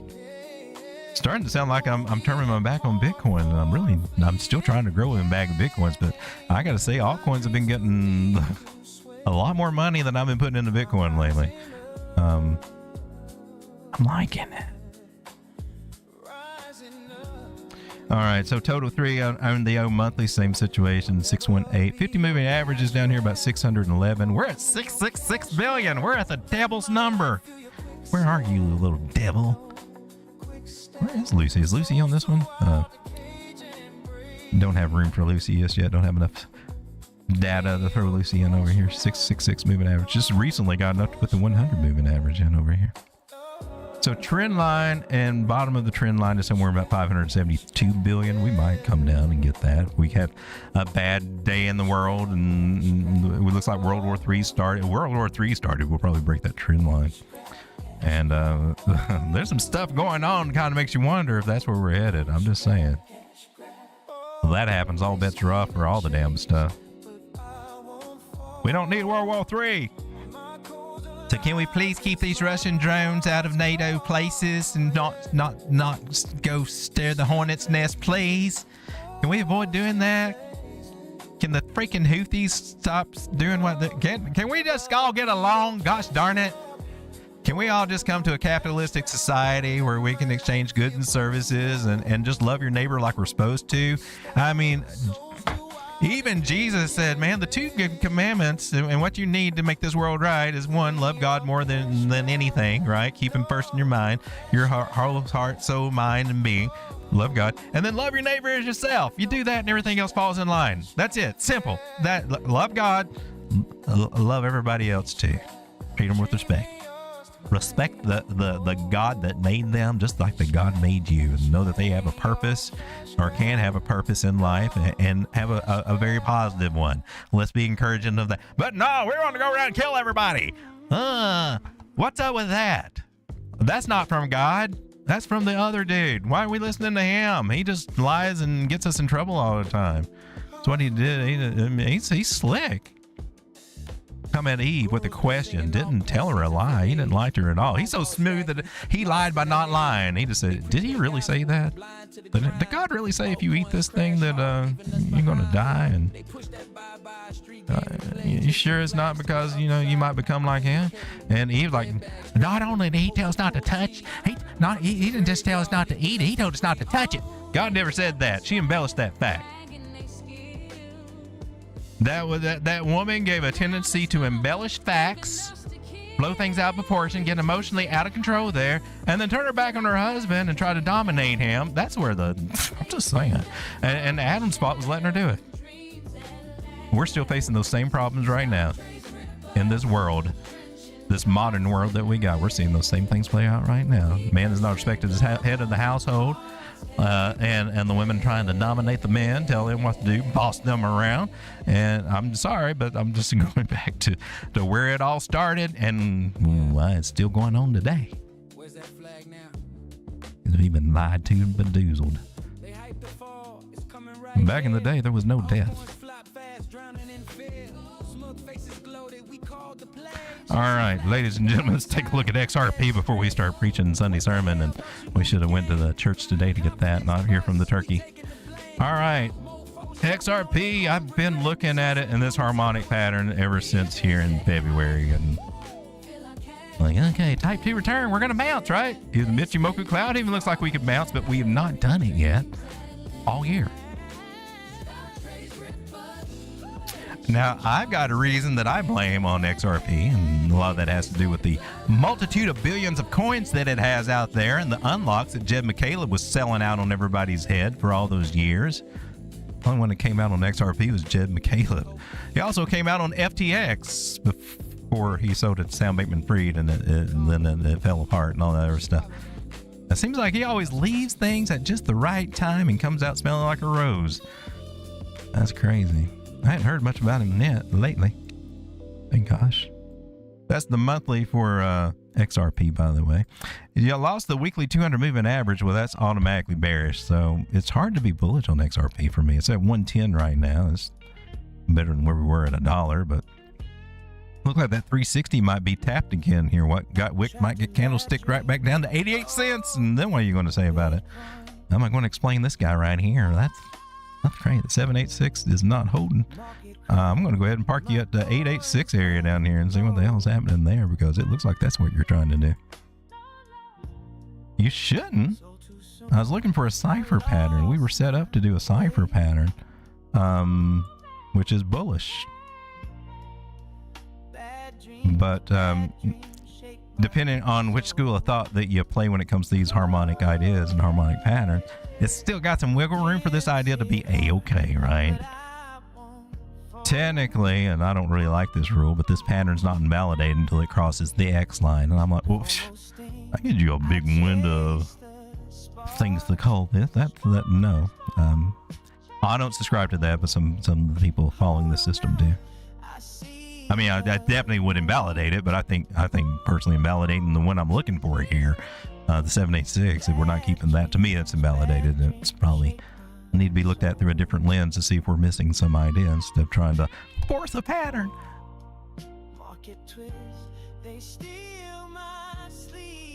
All right, so we looked at XRP there. Let's take a look at Ethereum. Let's get this party started over here.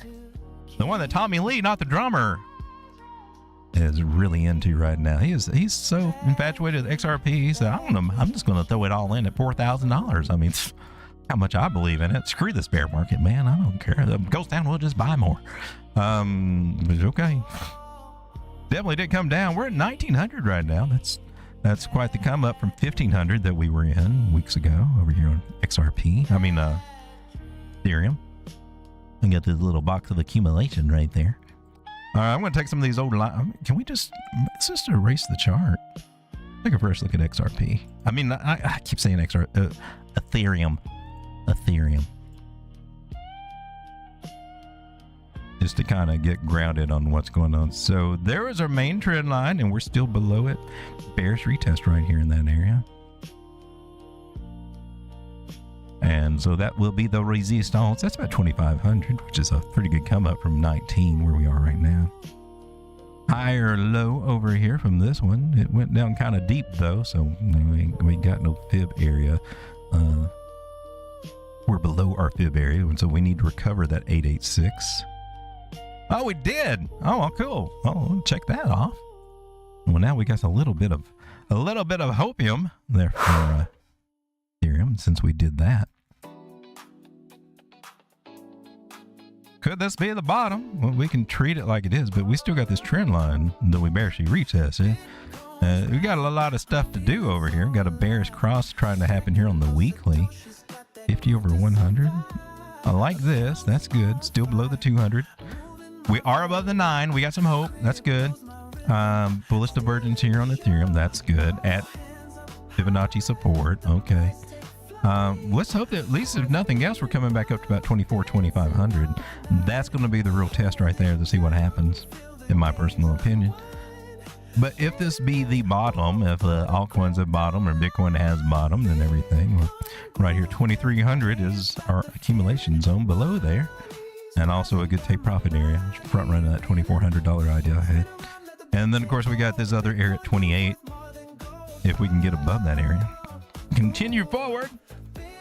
Moving average and the Fibonacci's agree here on the weekly time frame that those are some damn good places to see us try to pivot on Ethereum. How about Uniswap? Uni is one that I like. I am liking Uniswap. I especially liked it when it was about 320 and 330, and I thought that's a little bit too much. You know, I felt like, oh man, I feel like I'm paying too much for this. But when you zoom out and look at it, no, really, no, you're getting up pretty. We got better prices here than we had last bear market. We're just right now at bear market bottoms for the last cycle. And Uniswap went up to 16 and 19, and here we are at $3-4, and well, that's a good solid 3 to 4x to anticipate out of this one, especially since they also are getting all their ducks in line with regulation and compliance to have the tokenized stocks there. We got them on Solana. We got them. They're going to lots of places, right? But your decentralized exchanges are also getting set up for that. You can buy stocks, hold them in your wallets, actually hold the stock, and it's not on some E-Trade exchange or whatever where you can't transfer it over here to somewhere else that has better fees or whatever. This is cool. This is cool. You have tokenized stocks that you have ownership of. Because it was a bitch if you tried to get your stock certificate off. I've only ever had one stock certificate. When I used to work with Pepsi and I got a severance pack or whatever it was as part of my thing, I got the stock certificate, and it was kind of wild. When I went to go sell it, I had to go someplace and they had to call and fund and all this other stuff, and it was an actual real certificate. But right now you just got whatever E-Trade says, and I don't know what if your account gets closed, something happens, blah blah blah. I've never had that recently or anything, but it could happen. A little bit better if you got it on your own little private ass wallet that you control the keys to. I'm just saying it's yours. It's really yours. It really is. 300 forward stocks. Bring back the Model T.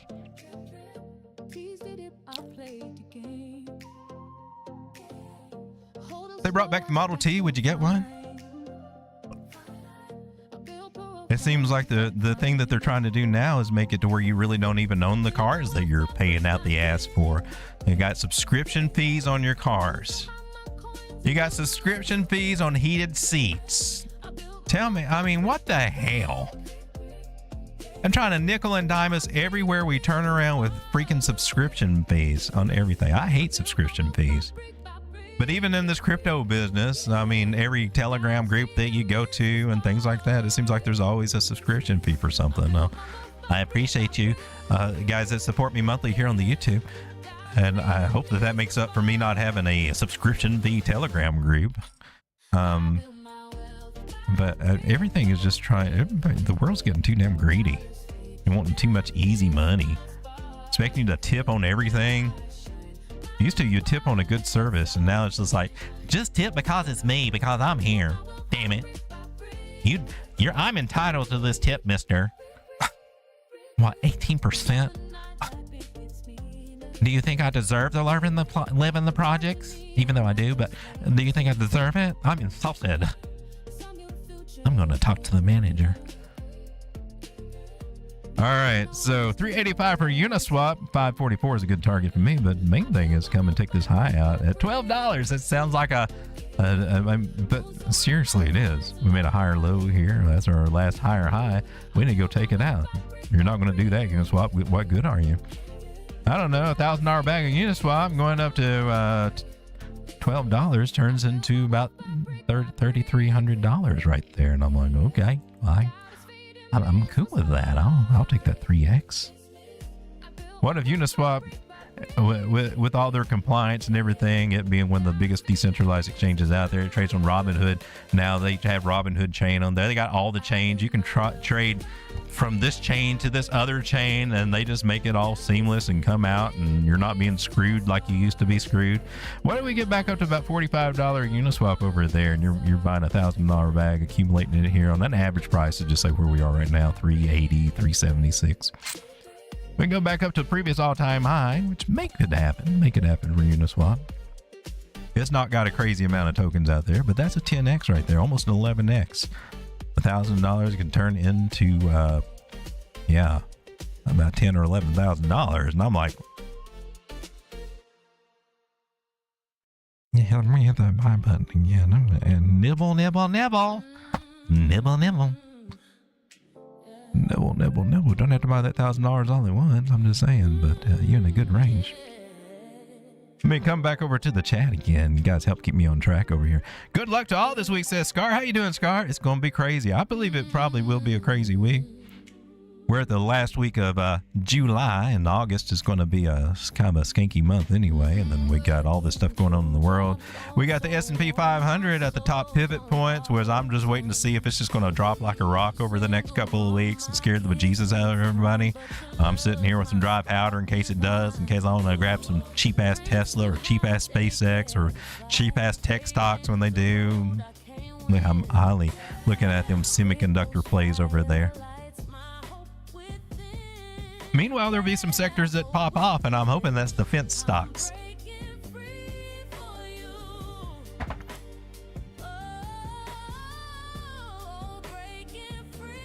Home Depot looked interesting. I think it might be on the bottom. Don't quote me on that. I'm just trying to go out of memory what I saw, but for some reason, I think Home Depot looks interesting. Once bought a $50 NFT for $150 cash cost. Oh, man. I remember those days. Yeah, right when all that cool stuff comes out, you had DeFi come out, then you had NFTs come out, and most of it was on Ethereum, and the gas fees were crazy. You're talking about a smart contract transaction over on YFI that tried to charge me $500 to $700, and I'm like, that's only $100 that I'm trying to put in. I got so pissed. I hated. This was before Ethereum went proof of stake though, and it was still proof of work. But I was pissed. I thought the only people making money in Ethereum is the miners, which was very damn true. They were making the bank. They were very upset to lose that when it went to proof of stake there. But it was. I was accusing the miners of being greedy and all this other stuff, and which I think that they were. But hell, if I was an Ethereum miner, I'd be all happy too, I guess. But I remember those days, man. Those Ethereum fees were crazy. I was like, this is for the rich people. This is not feasible. Well, there were people paying that because they were making bank with those new projects. The big money people, they didn't care. Money! Scar says he's back from vacay, but heading out to chase storms tonight. He's a storm chaser. That sounds... Be careful, my man. I'm sure that you are. Aave Medina said, Marshmallow, hi for 100 jewels. Thank you so much. Yeah, so much, Aave. We'll give you hand clappies if they work, but for some reason, I gotta go over here and do it manually. Manual hand clap. Imagine that. All right, so do we take a look at it? We looked at Ethereum, right? We looked at Uniswap. Crossing off my list over here. Solana, did we take a look at? I can't remember. I thought we did. We may not. We may have. We may not have. Solana is one that I regret not buying a whole bunch of back here at $60-something. Coulda, woulda, shoulda, but didn't. And just the funds weren't ready to come over just yet.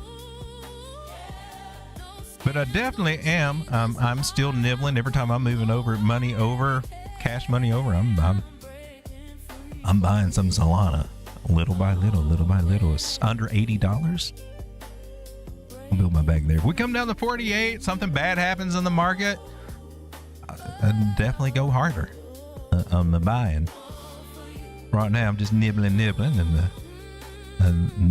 getting that good sized bag of ETH, Casper, and Avalanche. I put over in the trading group over here the coins that I'm kind of looking at. Asked everybody else, what do you like? Oh, look at this coin cheat sheet over there. Where are you? Oh, right here.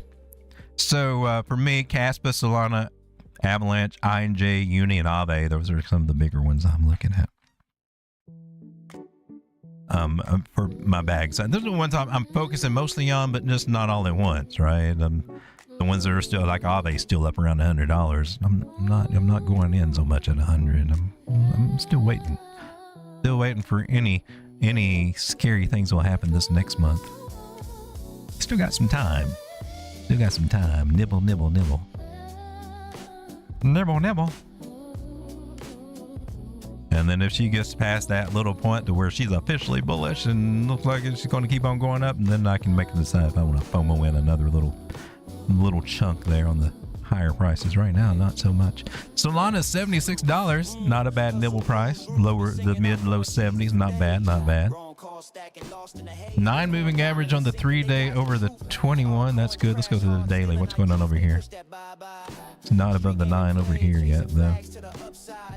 Looks like we got a chance to be doing. We're making higher highs, higher lows, retesting this little area over here we had from this double bottom idea.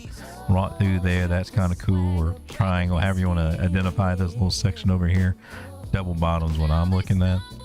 And that's the way you're looking at. It had a nice little M pattern reversal play right yeah. I had one of these little boogers right here.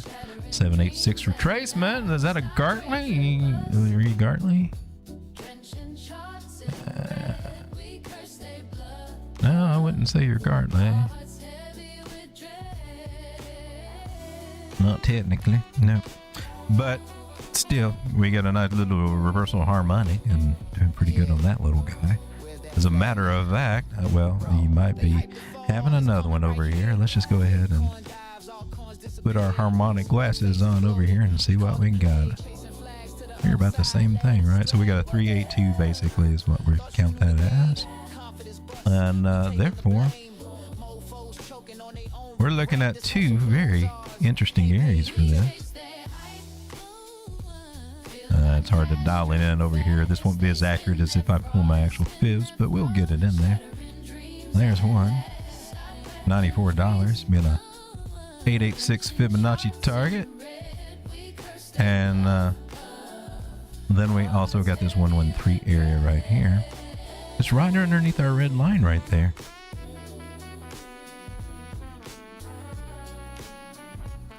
Right underneath our big accumulation, that zone right there. That's at $103.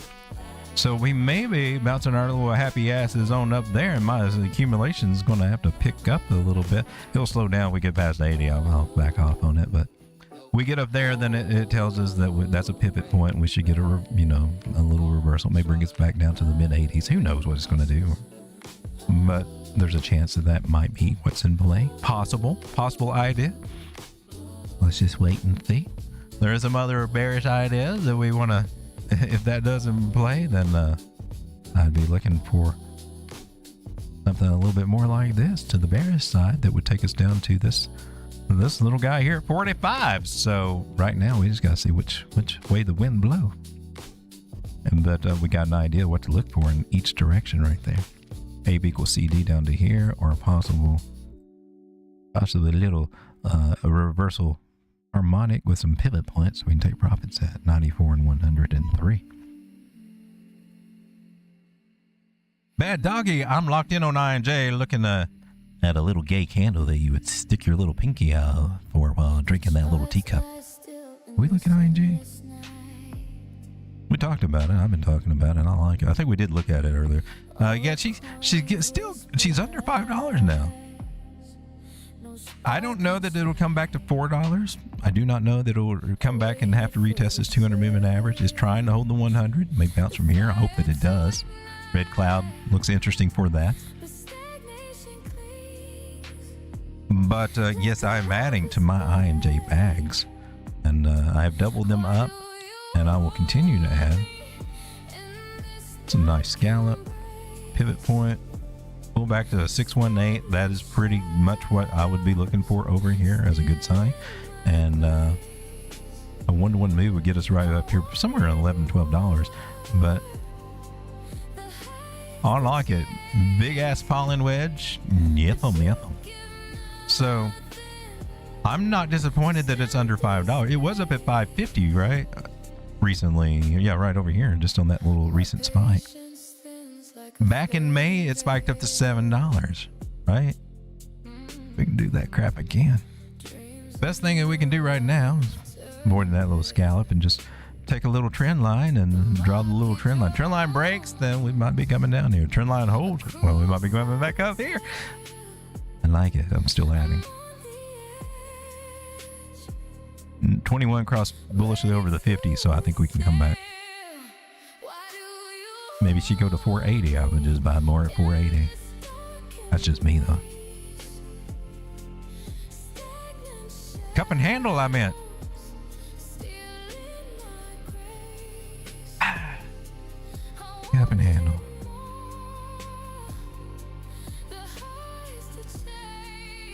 Well, I got mixed feelings about cup and handles. I try not to make too much of a deal about it. I was going strictly by the founder of the cup and handle and what he said. That's William J. O'Neill and then also Thomas Bukowski.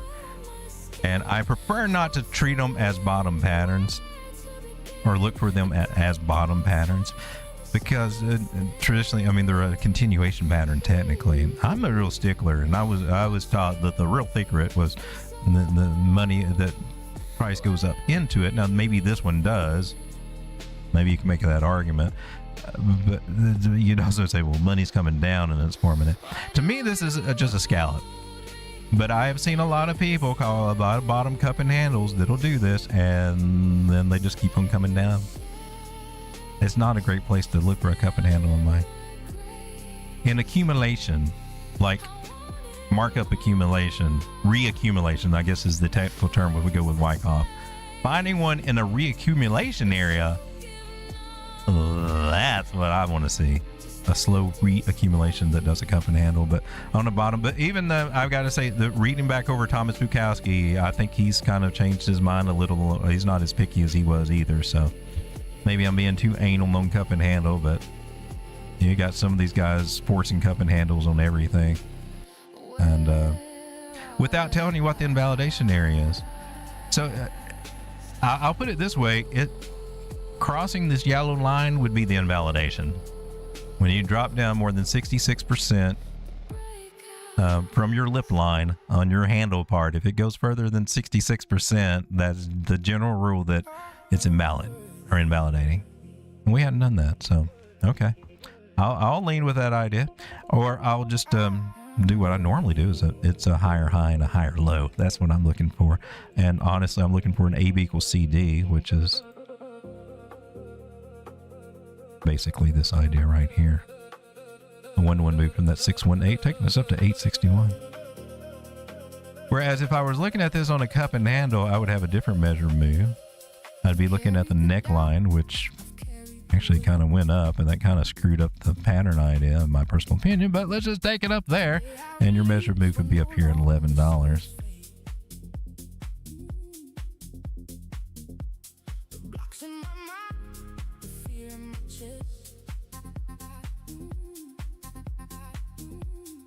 That's off the daily. I get you. But they do play out. Well, except for the ones that don't, right? But they kind of skip over those reasons and say, oh man, that's the market that made it do that. Oh man. But maybe it was just trying to apply it in the wrong place instead of just the market. That's just my take. I don't know. I started out as a pattern. Well, you know, when I got into TA, that's the first thing I learned was pattern trading. It made sense to me at the time. But I see how easy it is for people just to get kind of sloppy with it and force patterns, and I see that happen a lot. And then when it doesn't work out, they're just already up to the next pattern, next little flag or next little thing, without ever going back and looking to figure out, well, why didn't it work? Because one thing that I did was every time that something didn't work that I thought should work, up and handle or whatever, was to go and actually look and say, well, why? And what I found was misapplication of the pattern or forcing it in a spot that it doesn't need to be in. That's what was causing my trouble. And that's what I was taught, right? But I still see people applying bottom pattern. I still see people applying shoulder, head, and shoulder right down here on a bottom support area, but that's a top reversal pattern. And very rarely do I ever see them get anything out of this. Every once in a while you get a little drop and then it reverses. Every once in a while. But usually it just, nope, that's not what I am, you little sucker. And they go, man. And they're like, the market, yeah, we got that bounce. I call that bottom right there. That's just me. I'm just, if you believe in it, if that's what you want to do, if you're convicted, then you do you. I'm just sharing my story over here. Let's take a look at render. Had to convert some render from Ethereum over to Solana. That was a wild one.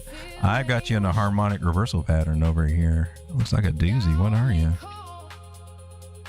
Where'd you pull back to? That's deep. That's a butterfly. That's actually kind of generous for a butterfly. All right, so looking at a possible bottom idea, so I want to see some kind of bottom ideas form here. So far, I don't have it yet for render, but I do have a broken trend line, which kind of makes me feel a little less excited about it at the present moment. Let's give it a little wiggle room here. Give it all the wiggle room that I comfortably can here, and we're still below that guy. Now maybe we pop back up in there. I would hope so. Got my fingers crossed because, you know, I've got a decent little bag for what I'm working with on this. Would like to see it do good, but if this pattern be true, then one of the main points that we can look at just at a glance overall is that we got to come take out the C point, about $12. And I'm like, well, from $1.40 to $12, I'm like, hell yeah, I like that. So $1,000 bag of this around this price going up there can turn into like $8,000. I'm cool with that. And we get up to our A point, which we should at least try to get back up to the A point, $13, by this pattern idea, right? If it confirms and plays out. Damn, that's about a 9x. I don't mind getting $9,000 out of my 1,000 in here. That's cool. I like that idea. Render. Go do it. How about that old Zcash? One that I wish I still had all my Zcash. Wish I had not gotten out so early over here, but hey man, there's always woulda, coulda, shoulda. Too big. I can't build up the bag I had in it before when I was buying it $30 back over here. And I couldn't even build up as big of a bag over here. 200 is what I had over there, right?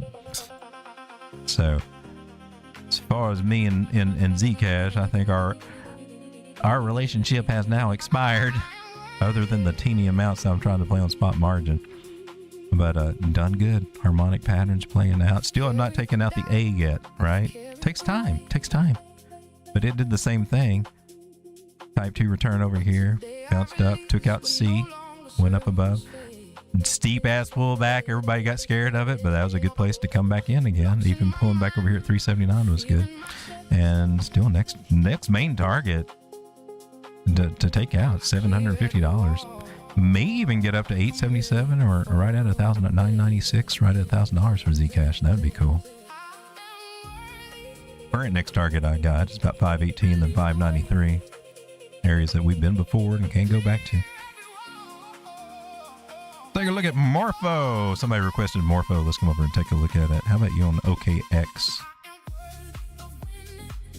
Did you know that the previous governor, I did not know this.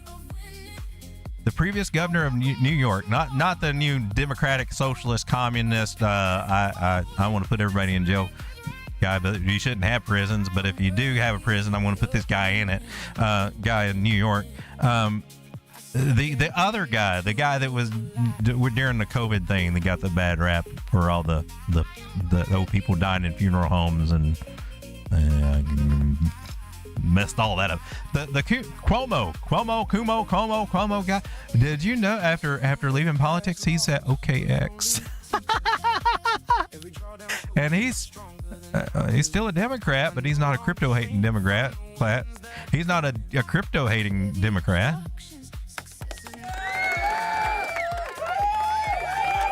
Now, this is not a political show, ladies and gentlemen.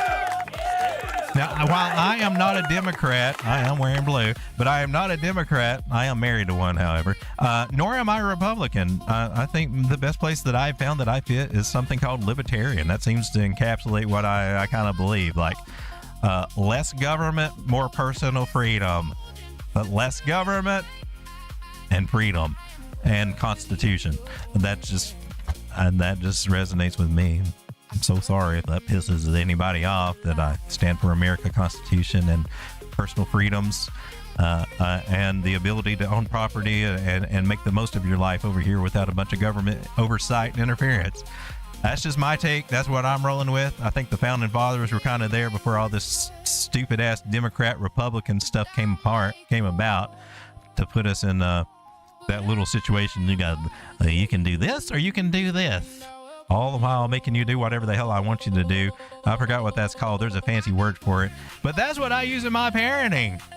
I learned that. You give them two choices, which you agree with both of those choices, and then they feel like they're actually choosing something. Listen, I can either walk you to your bedroom for you to go tonight, or I can pick you up and carry you there. Which one do you want to go with? All right. Well, I guess I'm picking you up and carrying you over there, then. You didn't make up your mind. Here we go. Good choice. Yeah, that's. I do parent that way, and I think we're being parented by whatever shadow government we got. Demonic Illuminati. I don't know what it is, but this two-party system is. I guess they call it democracy.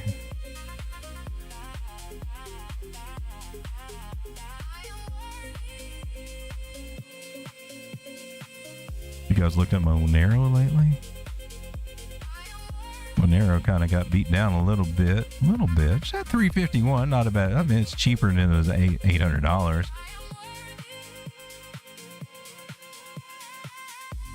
Here on the daily, we seem to have found a little traction over here at Miss Lucy's area. You guys know Miss Lucy, right? 666 moving average that for some reason seems to have a relevant place as dynamic support or resistance for crypto and other financial assets. They say it's the devil's market. It's mammon right there. Because iniquity was found in his trading, is what the Bible said. But anyway, it does seem to have some relevance, so that's why I use the 666 moving average. Because the devil might keep your eye on the enemy at all times right there. He is the enemy. Steal all your money away from you and call you an idiot. Dirty, dirty devil. All right, so 236 Fibonacci right there at $402. 479 is our 382 area we're trying to eyeball it. We get out of this little accumulation zone we've been in since February for Monero, between 288 and even to this high at 400 and 420. What? No, really? All right. I'm doing the work. I'm starting to feel the weight. Whoa, look at all that. Awesome. Oh my God, those are like in 3D.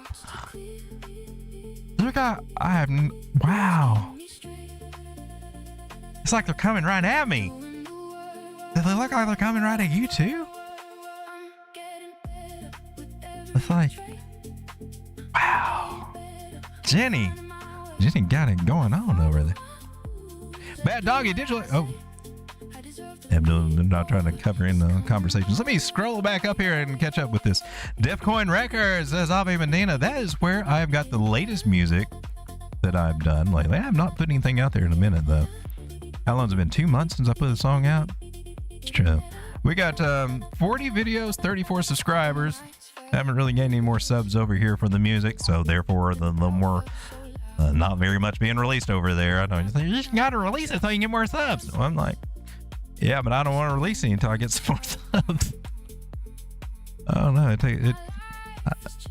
We'll probably do a splurge of songs over here after I determine which ones I'm going to release over here. I have not released any more on the Road Dog Crypto Topic channel or Amazon or anything like that. I haven't done that in a minute either. And the thing was to find the best performers over here and then release them on just streaming, but still haven't done that yet. But Defcoin Records, if you like crypto music, because I'm pretty prolific with the crypto music, I've got hundreds of crypto songs released, and I have got hundreds and hundreds that are not been released and you may or may not have heard yet.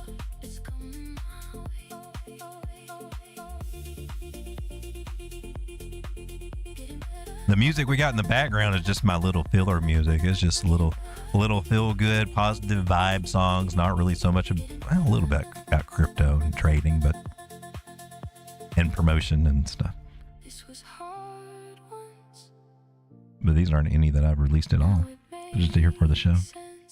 XRP, I want to take a look at Monad. Monad, the gonad. How about over here? Monad at 2 cents, possible bottom accumulation over here, which would be a form of bullish consolidation. Where we've been about all damn year at the bottoms here for Monad.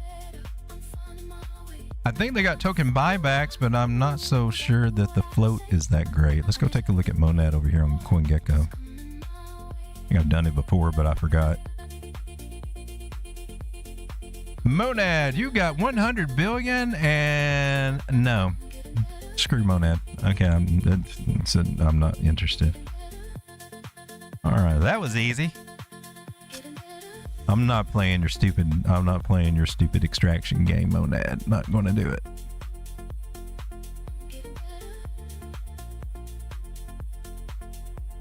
So Aave.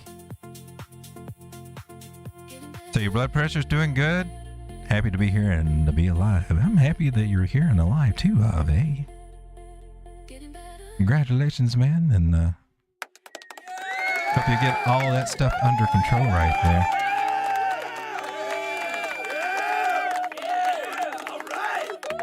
I guess we could all use a little bit more cardio. It's hard to do that though. For some reason. I mean, it has been lately. I need to start working on my cardio and stuff. Been lucky. My blood pressure's been under control. I guess I'm on some good meds or something, or doing something right. But you always got to be. The older we get, the more we got to be, think about our hearts and things like that, right? Health equal wealth. A whole lot of people don't realize how rich that they are. Glad you're good, dude. Yeah, I agree. Once that your health goes, man, I mean, you're willing to pay all the money in the world to get it back, right? And a lot of people are if they had the trade-off. But you can't buy an extra minute of life. At least not on this market. Life is a treasure for sure. I agree, you guys. Go Jack, how you doing, my man? Just got off work. I'm sure I missed a lot. Glad to be here, though. Well, there will always be timestamps that you can go travel through, and you don't have to sit here through all the little muck in betweens. But we have went over quite a few coins. One that I have not went over that I want to go over is Pump. Pump.fun over here. See how it's doing. We're on Binance over here. Oh, we got all the 236s lined up there for targets. Next one up after we get past this guy that we're at 0.002 right now. 0.0025. Doesn't sound like very much right there. Slow mover seems like. Pump.fun. Well, it got up to 0.008 last year. Doesn't sound like much, does it? But $100 going up to there would turn into about 400 or something, but I don't know. I got a little bit, but this is not a main play. I mean, I got a little bag that I'm just going to sell off whenever she gets up to a decent little area.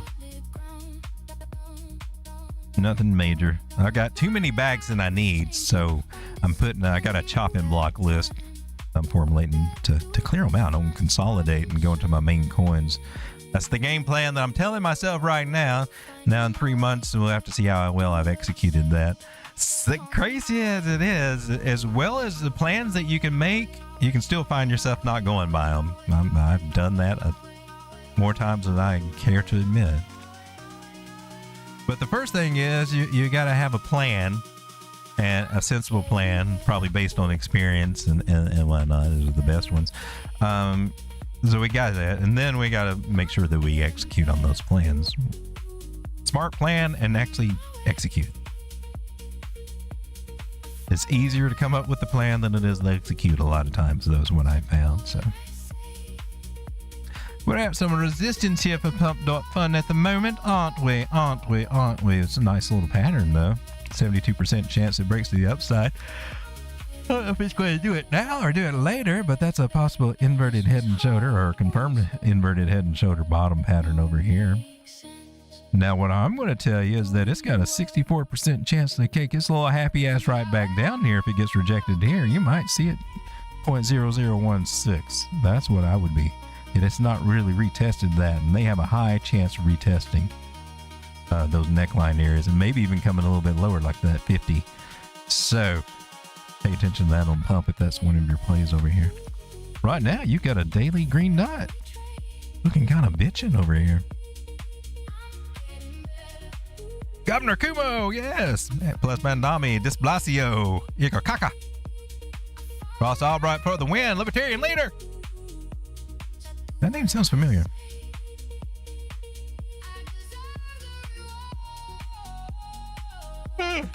Turkey getting tired on the Sunday night. I went early. It's now just 10 o'clock. We don't pay dividends in storage. It's too expensive for real resale value. I feel like I'm interrupting somebody's conversation. I would want to hire a master sommelier to travel and source for the family trust, and I quite agree with that. Everyone needs a master sommelier in their family. What? I lost my word. What's that word? Your family trust or what? No, that's not the word. Office, family office. Speaking the lifestyle into existence. Well, that is how our world was created. They speak it. Sometimes I have to speak to this market till it's going to give me back all my money that I lost. And actually when I did that, that's when things started changing in my life. I probably need to do it again too. But I remember that when I first started learning TA and everything, and it came to that point, you just had to get mad. I had to get mad and sit here and look at these damn charts and tell this market, you're giving me back everything that you took from me over these past 5 years, and you're going to do it with interest, and you're going to make this up to me. And you know what? It did. It freaking did. These fires are nuts, creating scarcity. When Pump.fun airdrop? I don't know. Remember they had a community reserve of like 20%? I have not been keeping up with airdrops. That's kind of wild because this is usually we're heading into airdrop season. Right about the bottom of the bear and right in our first part of market phase. That's usually when we get airdrop season and all the new things are coming out and people chasing and farming airdrops, which is at one point in this market, it was good. At one point in this market, you could just hold a good token and you'd get like Cosmos held that, just had it staking, and you got airdrops from about every damn Cosmo project out there, and it was awesome. And soon that wasn't enough. Soon then you had to have tasks you go through. Now they make you run around and do all this stuff, and then when it comes time for them to do an airdrop, half of them aren't even doing it, or if they do it, it's like such a disappointment for all the work and stuff that you did for them. Airdrops are not what they used to be. Uniswap was I think that was one of the last of the greatest airdrops right there.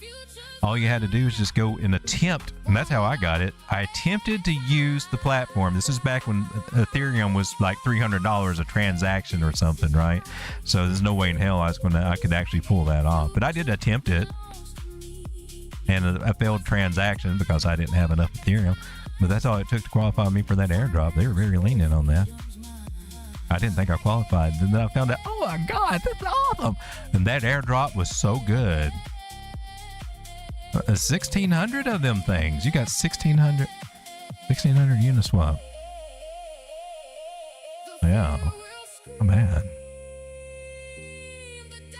I think that's right. 1,600? 800 to 1,600? I don't remember. It may not have been 6. Maybe the value of that at the time was around 1,600 when it first dropped. I can't remember. How many did I get? I don't have them out. Bonk airdrop for burning certain NFTs was also like 20,000 at the time. NFTs. You guys like NFTs? You think they're going to make a comeback? That was a craze. There's always going to be a craze. And gaming craze, gaming tokens. Oh man, look at these games. They're not even on the blockchain, so might as well be on the Play Store and just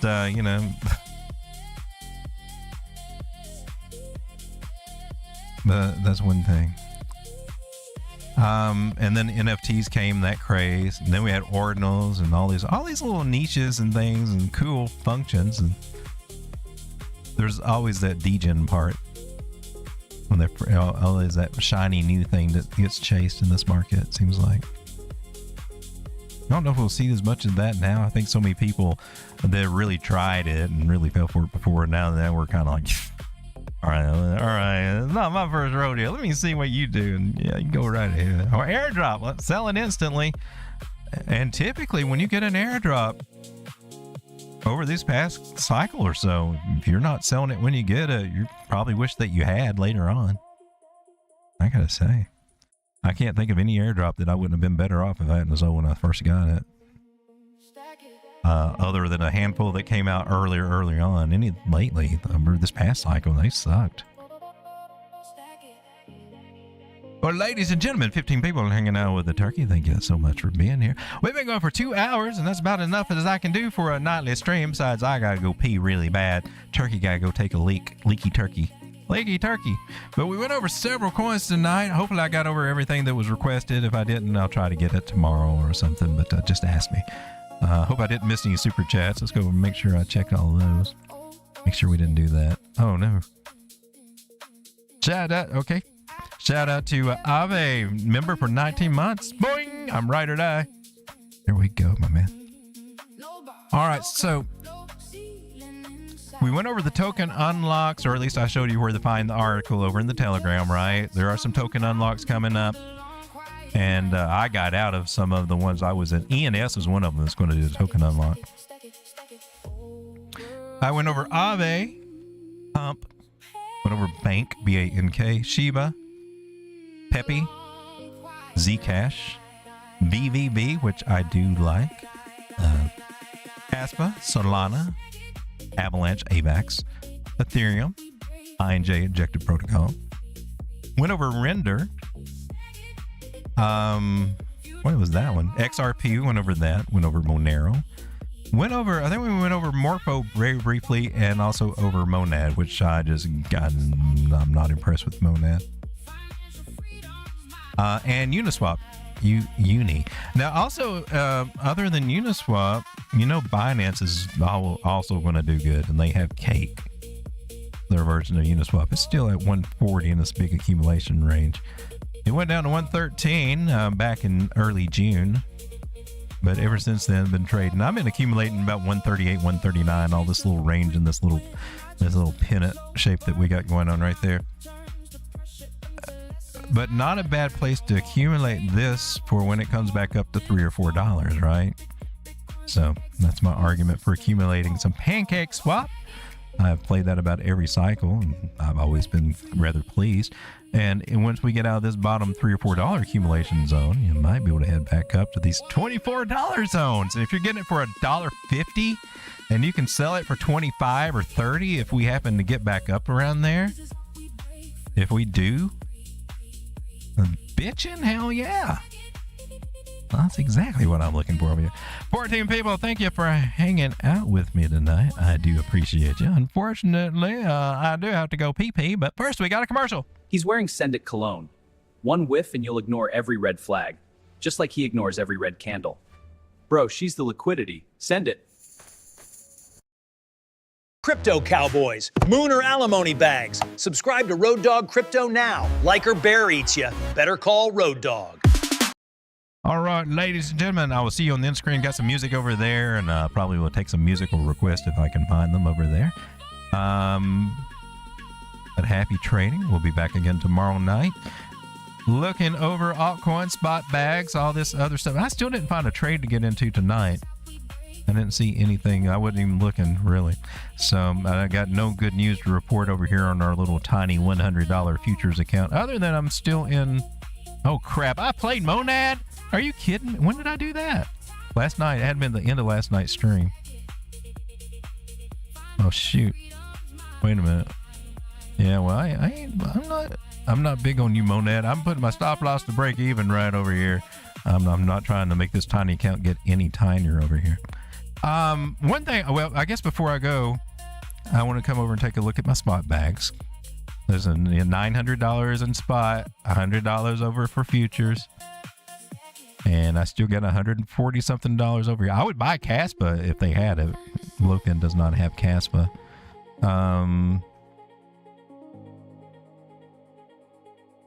Okay, I think I'm gonna stay in the dry powdery right now at the moment. So I'm going to shuffle some of this stuff around as we go through it. Solana might be interesting.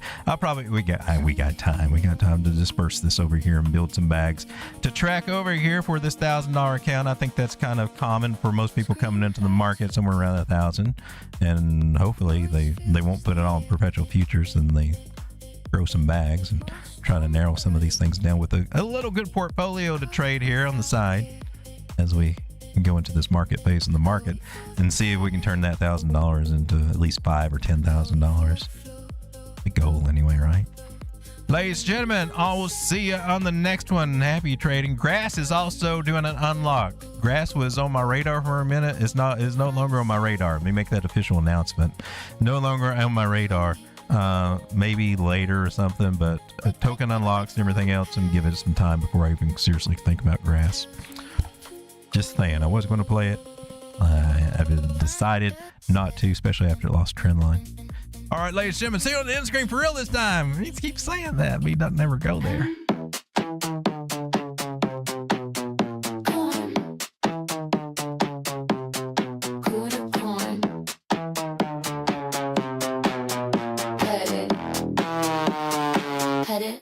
Pet it.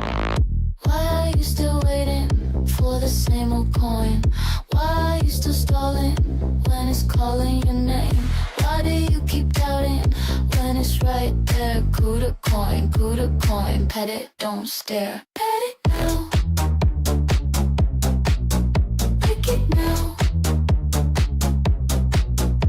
eat it now. Not the cooter I was trying to go with. Stack it now, coup de coin, pet it. Pet it. Lick it, eat it, stack it high. Pet it, coup de coin, don't be shy. Pet it now. Pet it now. The turtles calling, join the vibe. Alright, remember, boss. I see you scrolling through the same old feed. I see you hesitating when it's what you need. I see you dreaming of the next big win. Coup de coin, let the rush kick in.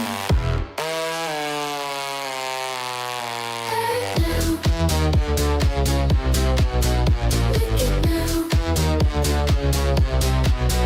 Eat it now. Stack it now. Coup de coin, pet it. Pet it. Lick it, eat it, stack it high. Pet it. Coup de coin, don't be shy. Pet it now. Pet it now. Pet it now.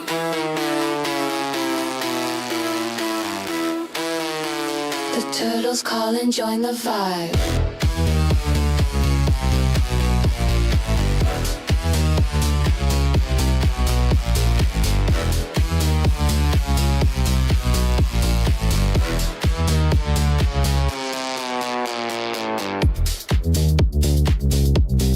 Coup de coin.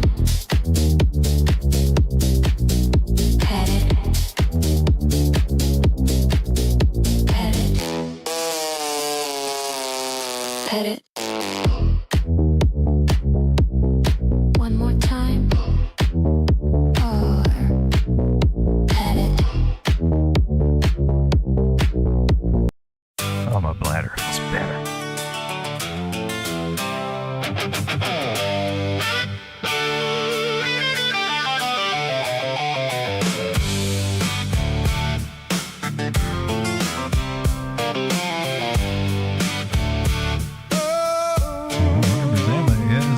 Many candles I have watched burn down to ash.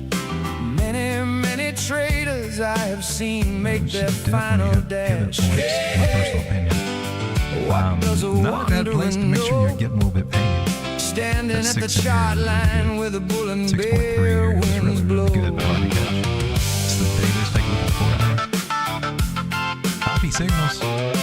Many Should get a seasons point, I trying to do have a- walked the a top trading ad. Gotta watch road. it.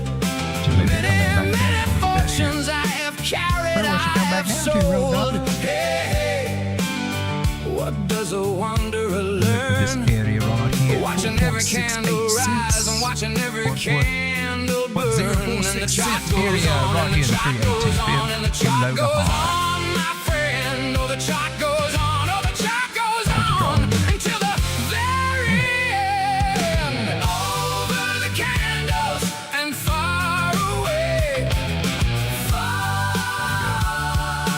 far away. Over the candles and far away, far, far away. A pilgrim You're in a with a big ass chart channel. Look at that. Probably coming back to the new channel. Yes. over the candles and far away. Nobody's interested in listening to it or thinking about it. I got it out there. Some of it's on YouTube, but nobody's ever used it. Many lessons does the open chart provide. Many sunrises as the trading sky denied. Hey, what does does a wanderer keep? Just the wisdom and the humming of the candles in his sleep.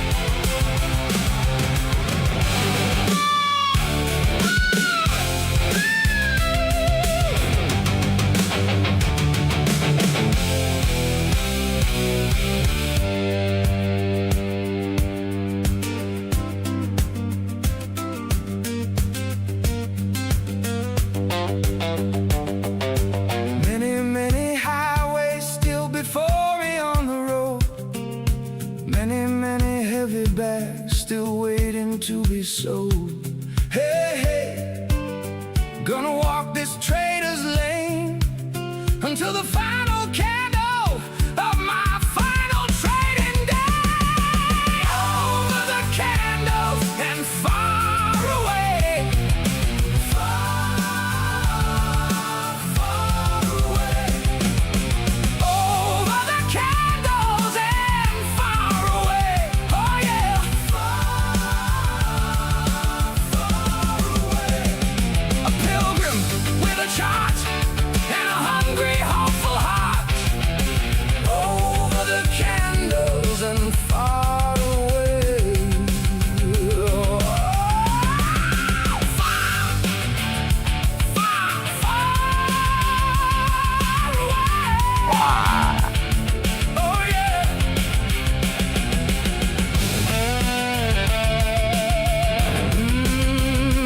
Over the candles. Oh yeah, oh yeah. Far away. Far away. Far away.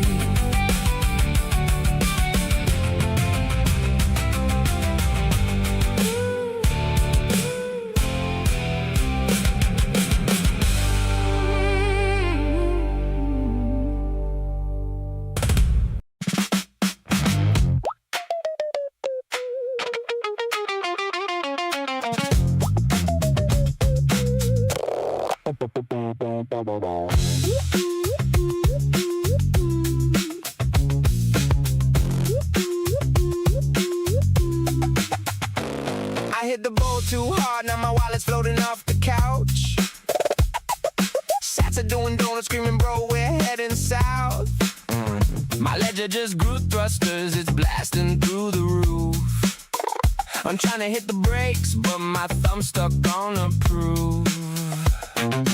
Houston, we have a problem. My portfolio's gone rogue. My wallet's a spaceship, woo!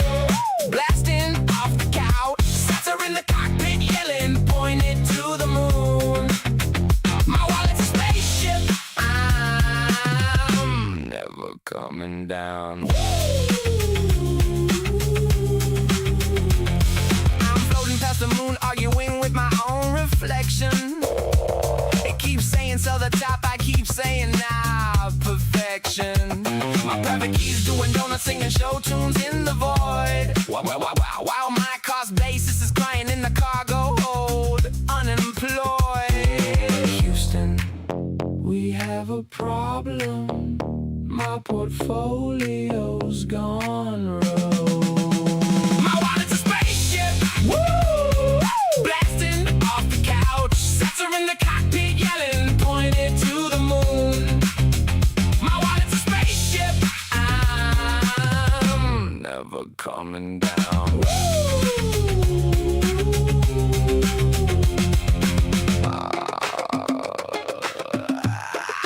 Never coming down, man.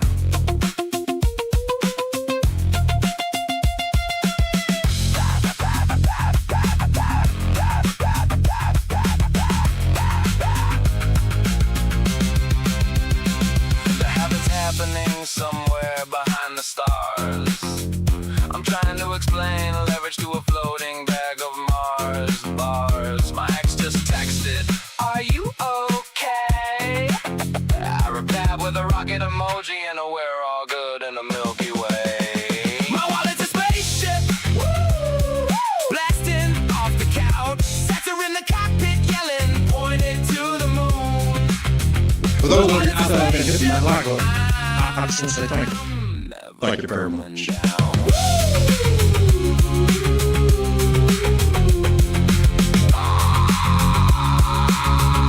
Never coming down.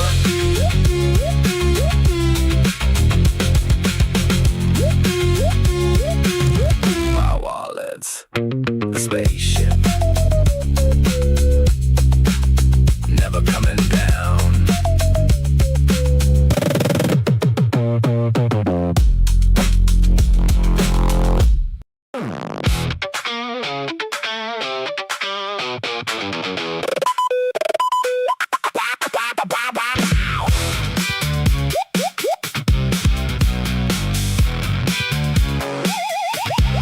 I built her from scratch, taught her how to trade, gave her all my strategies and a cool nickname, Blade. She was supposed to make me rich while I slept in peace. Instead she woke me up at 4 a.m. saying, bro, we got rugged, capiche? Now she's ghosting my prompts and trading against me, buying shit coins I told her never to see. I said, baby, why you do me like this? She replied with an error code and a digital kiss. I thought we had something, silicone and soul. My AI bot broke up with me, left me for a better prompt. Now I'm back to manual trading and it's clearly not what I want. She took my edge, she took my strategy, left me with nothing but existential latency. AI bot broke up with me, said I'm too emotional. Now I'm out here aping manually like a total dinosaur fossil.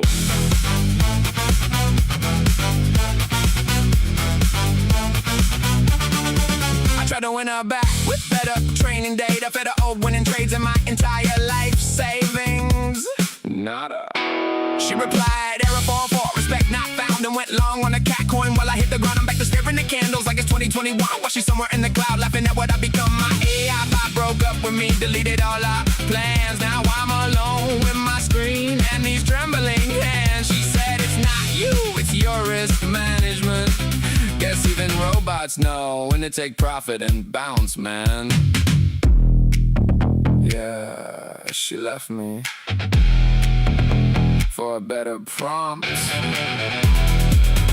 Story of my life. My AI bot broke up with me, left me for a better prompt. Now I'm back to manual trading and it's clearly not what I want. She took my edge, she took my strategy, left me with nothing but existential latency. AI bot broke up with me, said I'm too emotional. Now I'm out here aping manually like a total dinosaur fossil.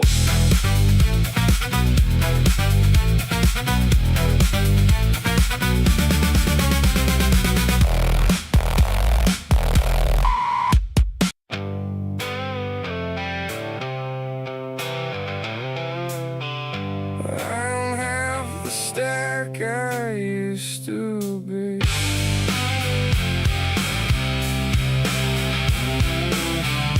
Wrecked again, now I'm barely floating free. She says I'm always distant,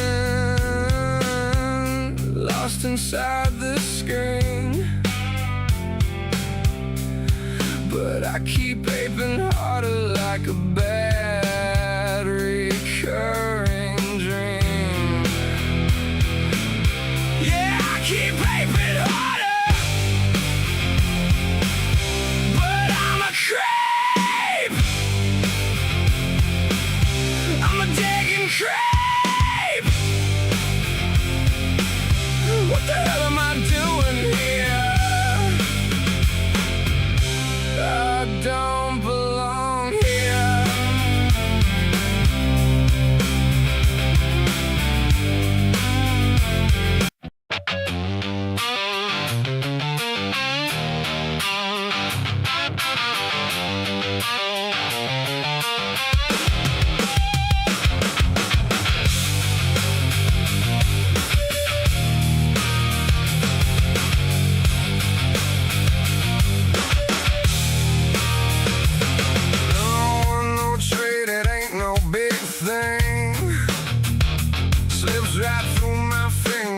see everything. She said it's time I wash my hands of this, but the chart keeps calling with another twist, and it feels like Vaseline. It's just a slippery little thing. This leverage life is Vaseline. It's just a slippery little thing. This digging game is Vaseline.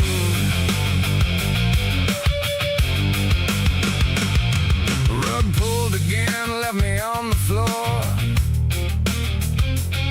Margin man calling, knocking at my door. Told my family it's just a phase I'm in,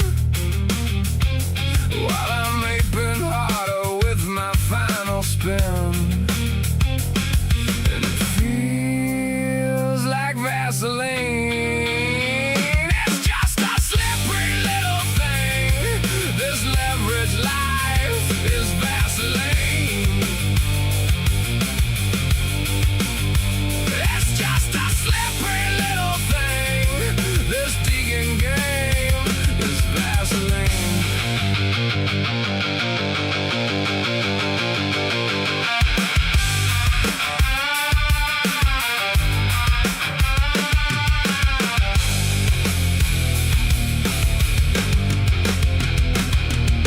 The more I hold, the more it slides away.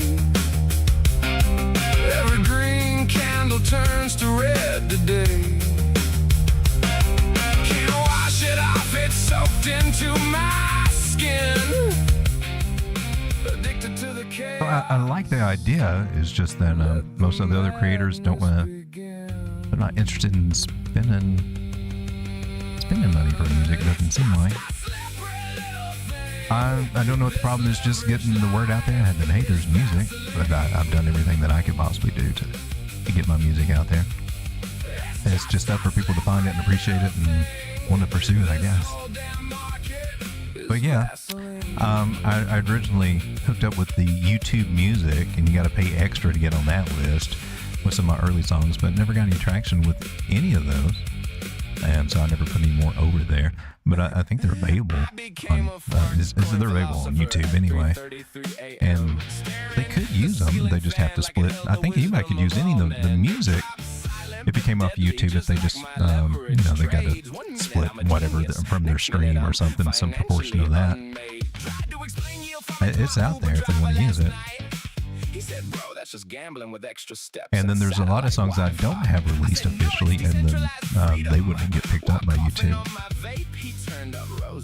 And prayed I'd be okay. I'm a coin philosopher, pondering life's big stinks. Why we ape, why we cope, why the whole market blinks. Side-eye owl judges me, the timeline drags my name, but I'm still here, nodding like everything's the same. Coin philosopher, hey! Passing wisdom like gas. In 2026 I'm still broke, but I got class. I name my bong, the Genesis block is basically holy. Every hit feels like I'm unlocking the next bull run slowly. I ate 7 bags of Cheetos during a 40% correction. Woke up with orange fingers and a brand new life direction.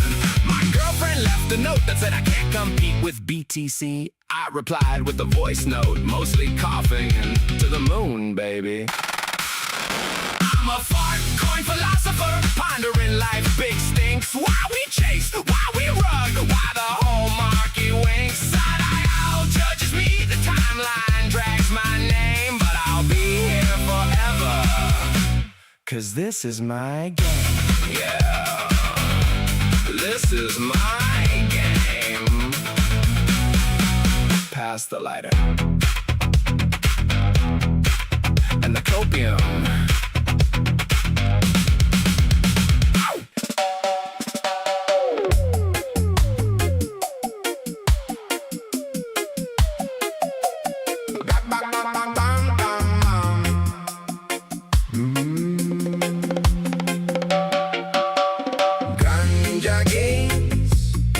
Ganja gains, smoke a sats remain. Red they come, red they go. Ganja gains, we take it slow.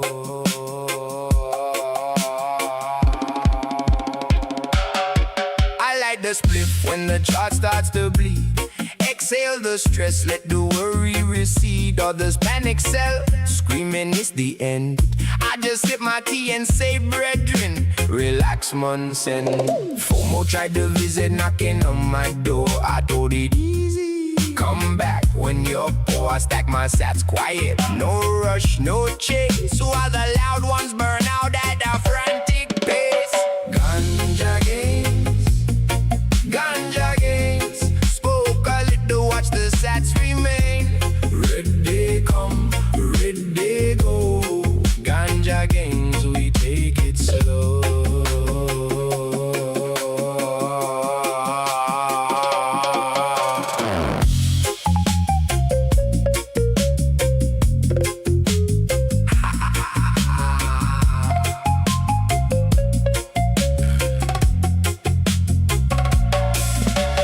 Halvin's coming like a gentle ocean swell. I'm stacking in silence, everything I rhyme on, all is well. They chase the quick high, I chase the long wave. Ganja gains, that's how the wise ones behave.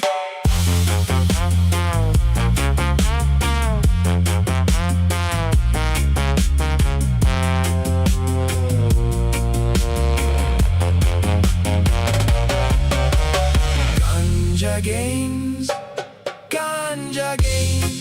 Smoke a little, watch the sats remain. Red they come, red they go. Ganja gains, we take it slow.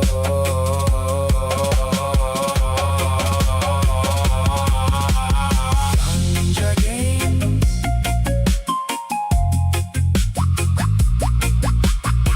ganja gains.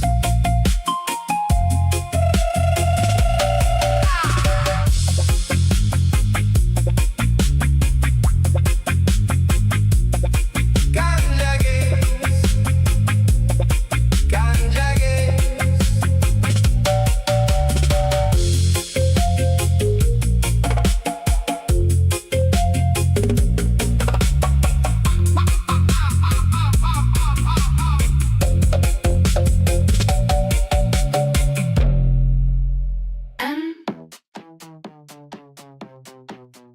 The stuff I have that I put over here on Defcoin Records. Now, one of the reasons I put it out here and not stream it is because people can use it in their videos or something until I actually put it on the streaming services, and then you get notified of some kind of copyright thing, right? But these wouldn't have any kind of copyright issues right now if somebody wanted to come over and use them on their streams. I'm just saying that would help get some of the music out there. And that was some of the motivation for putting it out over here. But as you can see, I've just last 2 months not gotten very much traction over here yet. But these are some of the most recent songs. Several genres. I don't think there's very much country over here though. But that was one of the things that can be done with some of the new songs here. It's not here. To the point, don't be shy.